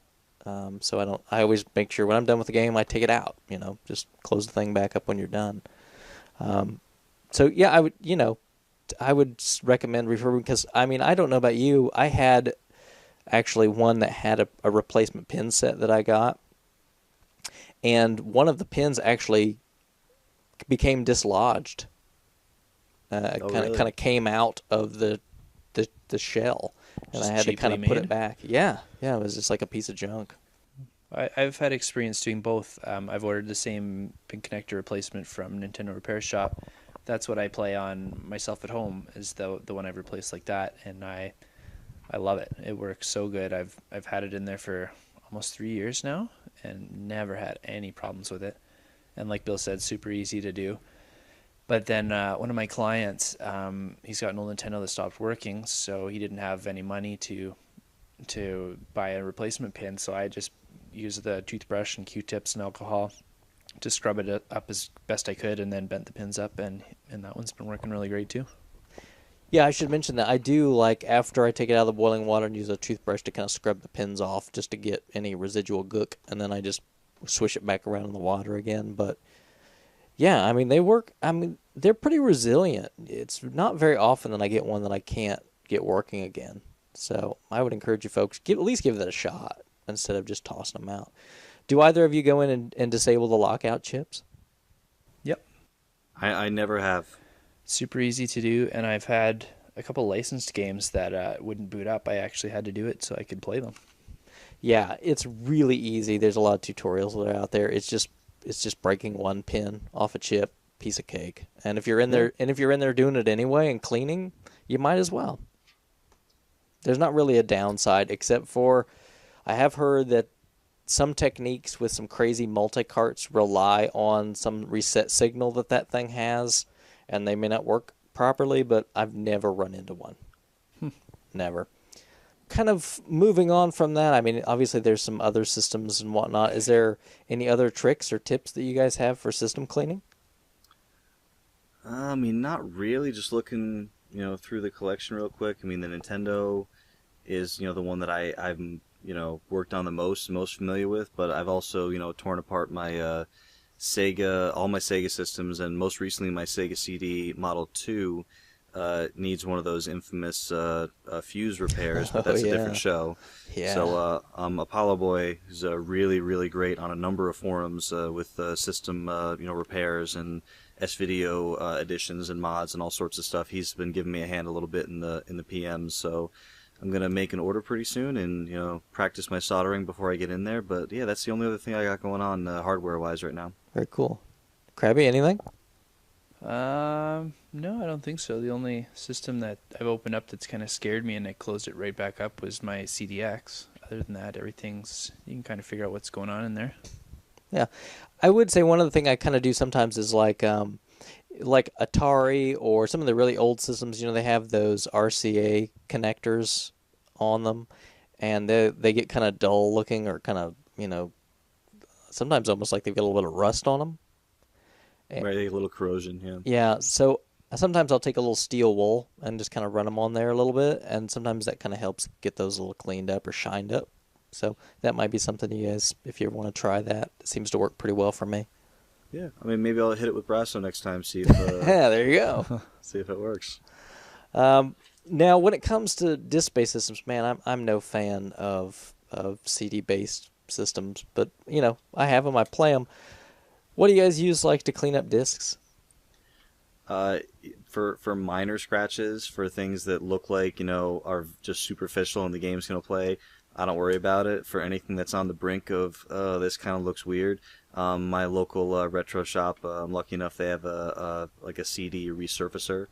I think they normally charge a couple bucks per disc, but for most regular customers, they'll just do it for you. I have heard that since you are taking a tiny layer physically off the disc, that you're really not supposed to do it too much. But I haven't had any problems yet, so that's really the only thing I do with CD-based games besides the standard stickers on the outside shell and stuff like that. Like Bill said, if it's playable, just minor scratches, I just leave it as is. If it's to the point that it's interrupting the gameplay, I look for a new disc and let someone else deal with it. I don't want to. Really? Yeah, there's a place in town that resurfaces, and I buy a lot from him. He actually resurfaced a game for me once, and it worked fine. I just hate how it looks after with those kind of swirls to it. It drives me nuts. So I'll let someone else Not deal quite with as those. bad as what a Game Doctor disc looks like. Yeah, they have No, those like the little handheld kind of ones that you can use. Yeah, I mean the thing is, they actually I used to sell them years ago when I worked at a game store. But I mean they actually do work. Like the game plays after you're done, which because you're going from the inside out and it's not a circular scratch. But I can't stand the way they look after they've been manually redone. So Yeah, they do have a little look to them where you can tell they've been run through. Yeah, I've got a retro shop, and I'm in there enough that they'll usually just take care of it for me. They've got a pretty nice machine, though, and it really kind of has a multi-stage process. So usually when I get the disc out, I mean, it does kind of a little buffing at the end, and it looks almost new. I mean, it's really nice. yeah, I think I know there's several different models, and someone who knows more about it can post something. But I'm pretty sure that the machine that they use is a $3,500 machine. So it's not a little kind of basic, Mr. Fix-It type thing. It's actually, and there's a liquid that goes in there. I'm not sure exactly, how what they're doing in there, but when I get the disc back, you can kind of tell looking at it real close that there's something's been going on, but it looks really good. That sounds like exactly what they've got up here. But Yeah. it's like Duke was saying about sandpaper on the contacts. That's kind of how I see it. It just makes me cringe. I don't like it. Well, I mean, basically, Yeah. they're wet sanding it. That's what's going on. Yeah, and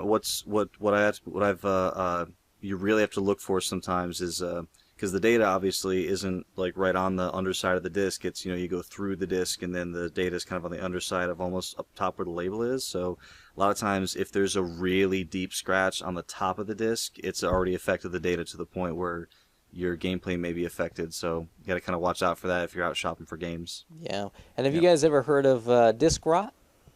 Yep. Yeah, it was on the forums a few days, not long ago. Some arguments over what causes it or how much of a problem it is. I've never really experienced it firsthand, so I couldn't say. I've had no experience with it either. I've heard the rumors, seen the pictures, but I've had tons of disc-based games and never had an issue.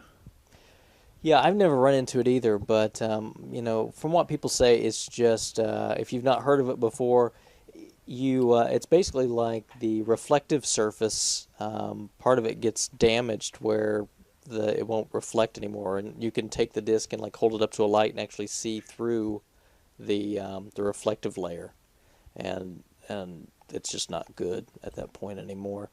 And that's caused by the manufacturing process, is it not? Yeah, from what I understand, that's what I've heard. So it's not like something if you don't care for it properly, you got to watch for it. It's just something that happens once in a while, right? Yeah, I heard that there was certain like an era where it was more prone than others, but I don't know the details. I would just say, buyer beware, be careful. It's something to watch out for. People say it exists. I'm sure it probably does at some point. Now with your disc games, I used to work at a rental place, so we had this quite a bit. They'd make us put these stupid little, those lovely void stickers around the center of a disc. But I've also seen stickers like much bigger, like cover the whole top of the disc, but they're just clear. They have just a tiny little wording around the edge. Yep. So they're almost unnoticeable, but they're so big that I don't even dare to try and remove them. I wouldn't buy the game. I'm with Bill. Even if it's something you're looking for? It's I think I would have to live through that situation to see what I would do, but honestly, I mean, like, I know a lot of people, you see on forums all the time, former rentals, and that's totally cool because the game still works and it's in your collection. That's awesome. And it's weird, I know, for me, like, who's not terribly picky about condition, to say it, but if there's a sticker on the disc, I'm almost 100% not going to buy that. I bring it up because I got a good deal on a copy of Guardian Heroes because it had one of those clear stickers across the whole top. Complete in box copy. Everything about it's flawless except for this sticker, and it's almost not noticeable because it's, like I said, it's just clear, but there's this just tiny little fine print around the edging that says, like Ray's Home Videos or whatever the rental place was. Yeah, I think I'm with Bill. I mean, usually when I see those, I just don't buy. Now, don't get me wrong. If somebody was like, "Oh, hey, I'll sell you this copy of Shining Force 3 for $10," okay, I'll upgrade later. Exactly. At that point, I guess I should have said I'm extremely price conscious at that point. So if like a Panzer Dragoon Saga or a Guardian Heroes or like anything that's kind of up there comes out and I say, okay, $10. Yeah, I'm going to grab it, especially if there's no noticeable flaws on the actual like artwork or inserts or manuals, and I will totally do a disc upgrade later, because discs are one of those things that there's sometimes people looking for disc only, even on like eBay or something like that, but a lot of times you can kind of sneak away with something, because if it's just one of those weeks where like no one else is looking for a Guardian Heroes disc, you might get lucky. That's my whole reason for picking up stuff like that. Like, I've got a few, because lots of the rental stores in town went out of business, so they all had things marked down, buy one get one free sales. So I've got quite a few rentals, and I look for those disc only copies to swap my discs out. I guess it is what it is with discs, and I'm sure everybody kind of has. There's players and there's collectors, but yeah, from a collecting standpoint, those stickers to me are just a no-go. I'm just terrified at what they're going to do to the disc at some point in time. And like the whole thing too with those is that if those discs aren't like perfectly weighted and they wobble or they're not, you know what I mean? You got those things spinning really quickly, and I'd be afraid to tear the hub up or something. And well. When it comes to like cases for CD-based games, I mean, most of them are really easy to deal with, except for like Saturn and Sega CD, right? I love it. Of course, you don't have to be careful with the Goo Gone. You could just load it on there and let it soak.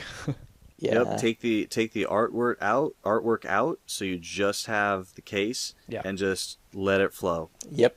I'm the same way. That makes you feel good. And a lot of times, as long as it's not like Saturn or Sega CD, who gives a crap? I'll just grab one off another CD or something and swap it out. As long as it's a clear case, obviously, because most of those games have artwork on the reverse side. So yeah, definitely. Yeah, I find them all over the place. You can get them dirt cheap online, so I mean, no reason to keep a bad one. I've talked about this with a bunch of people, and actually, one of the guy who owns the local retro store, he says to me one day, he's like, "How come nobody has manufactured those Sega CD and Saturn size cases, even if it's just for the small collector market?" And I said, you know what? Like, I bet if somebody did a Kickstarter for that, I bet you it would be successful because it would because right now already people buy like $1 $2 sports titles whatever they Yep. can get just for case replacements. Oh, absolutely. So could you imagine if like some a bunch of people just kind of like got a quote, like you call a plastic manufacturer, you get a quote, say, hey, here's the exact case we want to make, like what's it going to cost? I'm sure that would work. There you go. Somebody's entrepreneurial that's listening. Go for it. Start the Kickstarter. I'm in. Yeah, Yeah, I'd throw a few bucks in there. if no one does it in the next I don't know, let's say month, that's my project for the fall. Rock and roll. Interesting. You go after it, Bill. So moving on, you guys are cardboard guys. So boxes, right? Boxes Yep. and stickers, and I'm just gonna bow out of this and kind of let you guys talk about boxes for a minute. Well, you get anything from those places that shut down, like box-wise, but that have rental stickers on them? Not those places, but there was a rental store that closed down before I even moved here, and one of the pawn shops bought all his stock, and I ended up buying a huge box of just they've got like the crushed N64 boxes, not crushed, but like unfolded. Like collapsed? Yeah. So I Yeah. picked up all those, and several of them had the store stickers on them. I had great luck with the hairdryer method. Just don't get it too close, don't put it on too long, so you don't want to burn the game. And then just it kind of loosens up the glue on the sticker, and then they come right off. And then a little tiny dab of the goo gone, and you're set. Yeah, I mean, I've talked about it before. I never really got into the hairdryer method, even on a box. You just I only put a little bit of Goo Gone though. I get like a Q-tip. I get a little Goo Gone right on the tip of it, and I just kind of like almost like draw it onto the sticker, like brush it on. And like how like the sticker, like you'll see it kind of absorb all the Goo Gone. It'll just kind of spread. Yeah. And once the whole thing's kind of covered, it'll actually start to dry fairly quickly. And that's like the Goo Gone kind of going down to the adhesive layer. And then I'll do it again, like a little dab of Goo Gone. I'll kind of draw it on there again, and you'll see it kind of go down. And then I'll just kind of like lightly, I'll start with like one corner and just kind of make sure that the whole sticker is coming up. If the whole sticker's coming up, then I just keep doing that like little by little. I very rarely just take the sticker and try to peel it back because it almost always rips. But I just kind of like, scrape like little by little. And I've always had good luck with it coming straight off like that. I guess I'm just worried because when you see a water damaged box and it's like all wavy and wrinkled. I'm always worried that if I put any fluid on there, I'm going to get that effect, even if it's just in that spot. You've never had that happen? Yeah. I tried it out on a couple games that were not like throwaways, but like, you're not going to try it out on your, on like any box that you really care about. So it was like a throwaway game that like had like a busted up box. So, let me just try it on this. And I just, or no, you know what it was? It was the video store that I used to that I helped liquidate about a year ago. They had a ton of stickers, so I grabbed like the NHL 94s, 95s, 96s, and I just kind of like perfected the method that way. And I even waited a few weeks after I did it to see if there was any like residual effects from the Goo Gone, but Right. There really haven't been. And so I'd probably be a little bit more cautious if it was like a regular Nintendo box, just because. Especially certain boxes seem to be less glossy than certain like newer like Super Nintendo boxes seem to have like a little bit more of that gloss to them. But yeah, never really had any issues with Goo Gone as long as you're very very conservative with the amount you put on there. One time I did see the Goo Gone start to kind of bleed onto like the cart label, and that's when I kind of backed off and stopped for a little bit. But still was able to get it off without damaging the label. No, I've found with the hairdryer that you come off just like a Band-Aid. You just go slow and comes off like perfectly. There's very little residue left over after, and it's great. The only thing you kind of gotta watch for is if it's rental and getting lots of sunlight, you might have a discolored spot where the sticker spot still looks new and the rest of the box is kind of faded in comparison. But usually it looks pretty good. Right, I'll have to give it a try. Maybe I'll switch methods. So what do you guys do about smoky, smelly cardboard boxes? I got the secret. Oh, well, let's hear it. Well, I think I don't. It's probably not. It's everyone. A lot of people probably know about this, but I bought a great bunch of box Nintendo games a while ago, and I got home and I smelled them and I was like, oh my! The whole box reeked of smoke, and it was weird because the games were in amazing shape. So it's like this person who cares so much about this stuff, but then lets it in this smoky environment all the time. So it's kind of weird to me. But I mentioned something online and someone said dryer sheets, man. Someone just like the ones you throw in the dryer like with a load of laundry, so you can get them unscented, which is if you don't want your game smelling like spring and freshness. You want to snuggle crawling into your game box? Well, yeah, you could actually theme it to the game if you really wanted to. So you can get the wartime smell for Rambo and the the gym for Mike Tyson's Punch Out. So what exactly would bad dudes smell like? Probably cheeseburgers, doesn't it? Yeah, probably. And man's got to eat. So yeah, and it's so the cool thing with those dryer sheets, I mean, they absorb that. I mean, I've heard similar things about what is it like like the thing that like blue spiky ball thing you throw into the dryer, but sheets just work way better. So I just you kind of stack the boxes up vertically, because you never stack boxes horizontally. And what I did was I would actually because dryer sheets, again, they're cheap. So you get like a couple boxes for like $3 or $4, like the Target brand. And I would take one dryer sheet and I actually put it inside the box, without the game in it, obviously, because the games like I do separately. So that way, so I got a dryer sheet in the box, and then I would put a dryer sheet in between every game. And then I actually do the carts separately. So I'll like stack a cart horizontally, put a dryer sheet, stack a cart, dryer sheet, cart, dryer sheet. And you just give it like as really as long as you want to until the smell starts to go away. But be careful, because after a few hours, you'll pick up any one of those things and smell it, and you absolutely will not smell anything. But then like 6 hours later, you kind of will. So leave it longer than you think you need to, because it's not going to hurt it. I think I left mine for like a day or two, just kind of like off to the side in a room, and I'm telling you, like, there's no smell left. It works great. Very cool. That's kind of like the, people stick the box of baking soda in their fridge. Oh, that's kind of the same idea, right? Yeah, same idea. So, but it's the same thing, like just anything that absorbs odors. So baking soda is kind of like a catch-all in like the the area of your fridge or freezer or whatever. And this kind of does the same thing. You just like kind of like apply it right to the boxes. Very cool. With system boxes, do you ever just leave price tags on there? I kind of like them. Yep. Yeah. I do. I don't like, and it's weird. I don't like price tags on games, but I don't mind them on system boxes. Yeah, I'm the same way. All my games, they have to go, but I'm really glad that like my Neo Geo AES box still has the price tag on it. I think it's really cool. Yeah, I don't have my 32X has a price sticker on it. I had a Jaguar with a price sticker on it years ago, but I got rid of it. I also, this kind of getting off topic, but I really, really love when a game's got the original receipt in it. Yeah. I've made a couple of EB Games guys pull them out of the trash for me after they threw them out. I'm like, no, I want that. Put it back in there.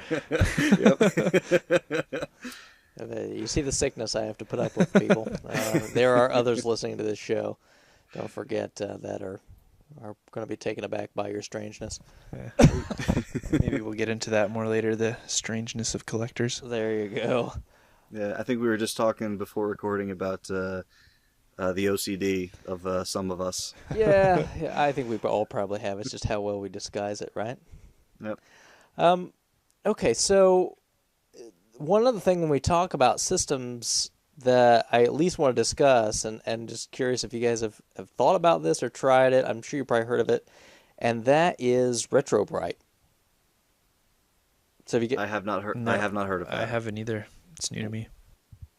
Really? Okay.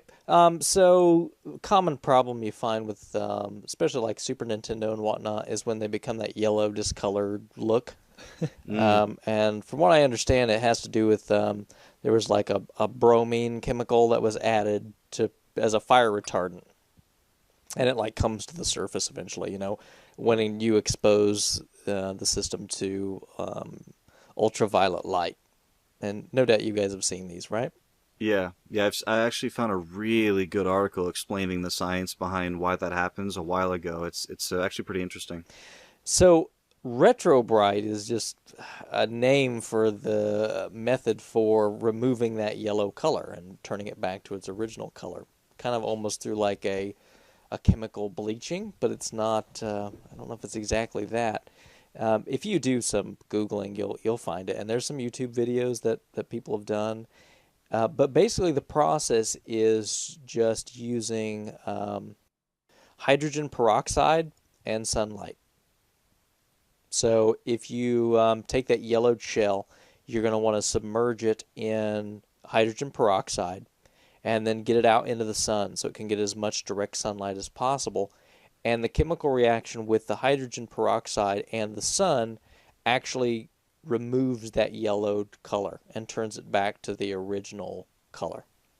I'm gonna have See, I to didn't look that up. see. Yeah, I haven't heard of that. I didn't think that it was the yellowing was coming to the surface because most of the yellowed Super Nintendos I've seen, when you open them up, it's kind of like yellow all the way through.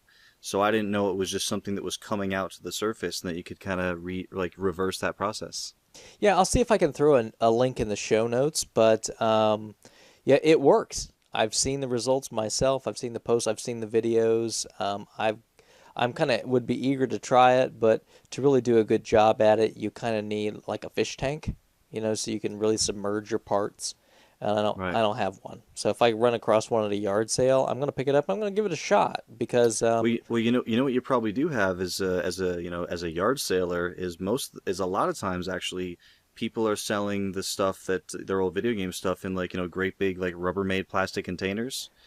yeah, the thing though is you really need it to be completely like glass because you need to Really? get as Okay. much sun exposure as possible. In fact, the video that I watched, the Oh, so guy, they want sun exposure while it's in there. yeah, Oh, okay, yeah, I Ah. misunderstood that too. I thought you took it out afterwards and stuck it on the deck. no, you So basically it's the combination of the liquid and the sunlight together at the same time. yes. Okay. Yes, it causes a chemical reaction, and for whatever process, it removes that yellowing. And so, like the setup I saw the guy had on the YouTube video, he had a fish tank, and he would put the pieces in, and fill it up with hydrogen peroxide, and then to keep the parts from floating to the top, he would put like a sheet of glass on top of them. And then he had mirrors around it to kind of focus the sunlight so all the edges around it, even on the sides, would get good exposure to the light. So you wouldn't have like one part that was nice and clean and another part that was nasty and yellow.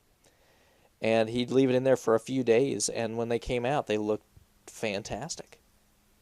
That's quite the I process. guess. That's interesting. Yeah, I guess check the weather forecast, make sure it's going to be sunny. Yeah, absolutely. But he said he'd get a lot of his neighbors would come by and ask him what the heck he was doing. But, he kind of showed in the video like some different stages and whatnot, and it was really pretty amazing. So I'll see if I can find that video. I'll link to it, and I'll be curious to hear any of the listeners if you guys have tried retro briding or share your experiences if you've heard of it.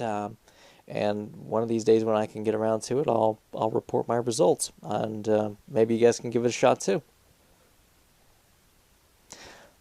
All right, so anything else that you guys want to talk about in terms of like cleaning? Nothing immediately comes to mind. I think we hit all the major things. Yeah, I mean that's pretty much me. Most of my routine consists of cleaning games. We haven't really talked about box protectors, but that's not really cleaning. That's more like a preservation thing. Sure. But yeah, most of my my Super Nintendo and my 32X are in box protectors, and yeah, so that's kind of the last step of the process. Is I know some people aren't crazy about box protectors. They would rather just have the games out and breathing, and that's totally cool.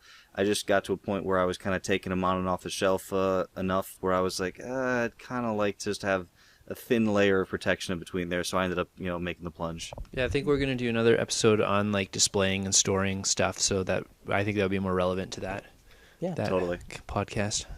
Sounds good. All right, so again, hey, if you're listening and you've got some ideas, you got some thoughts, if you have questions, maybe you want to hear more about some of this, make sure to let us know. You can find us on RF Generation in the forums. Go ahead and post. there's a wide variety of different methods, and I'm sure we're going to hear some pretty interesting ones because of this conversation. I hope so. Yeah, I want to learn more about stuff like retrobrighting and whatever else you guys do. It's always cool to try new methods. Maybe you got some better ones or cheaper ones or whatever.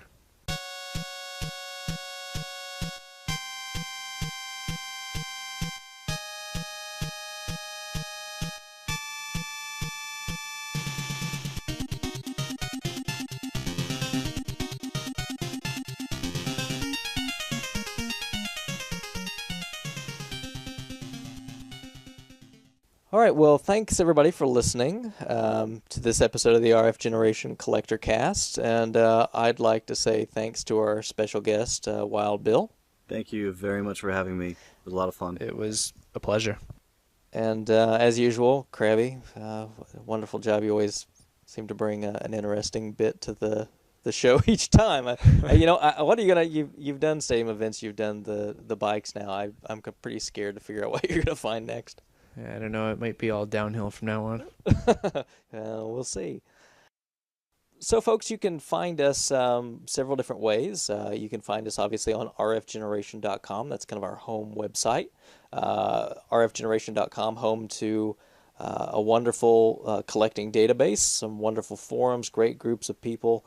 Highly encourage you to stop over. You'll find the main post there with all the show notes, and you can feel free to go over there and comment. You can also subscribe to us via iTunes. We're also on Podomatic, and you can find us there at rfgenerationcollectorcast.podomatic.com. You can find us on YouTube. My channel is DukeTogo74. You can also just, of course, search for Collectorcast. And I think, as I mentioned before, we've recently been added to Stitcher Smart Radio. So you can go to Stitcher.com. You can find the app on the app stores for both Android and iOS. If you'd like to donate to the show, we'd be happy to have it. You can, at the Podomatic site, you've got a donate link. We really appreciate all that. All that money goes into producing the show. I'd ask that if you get a chance on iTunes, please subscribe and rate us. Rating us kind of helps us bump up in the rankings a little bit, lets other people know kind of what we're about, what you liked about the show. Maybe even if you didn't like something, that's okay. You can rate us too. And we really appreciate all the feedback that we get from the listeners, and love to hear more. All right, well, thanks everybody for listening again, and thanks, Crabby, for sticking with me for another show. No problem. It's always a good time. And thanks for hanging out, Bill. Absolutely. And we'll see you guys next time.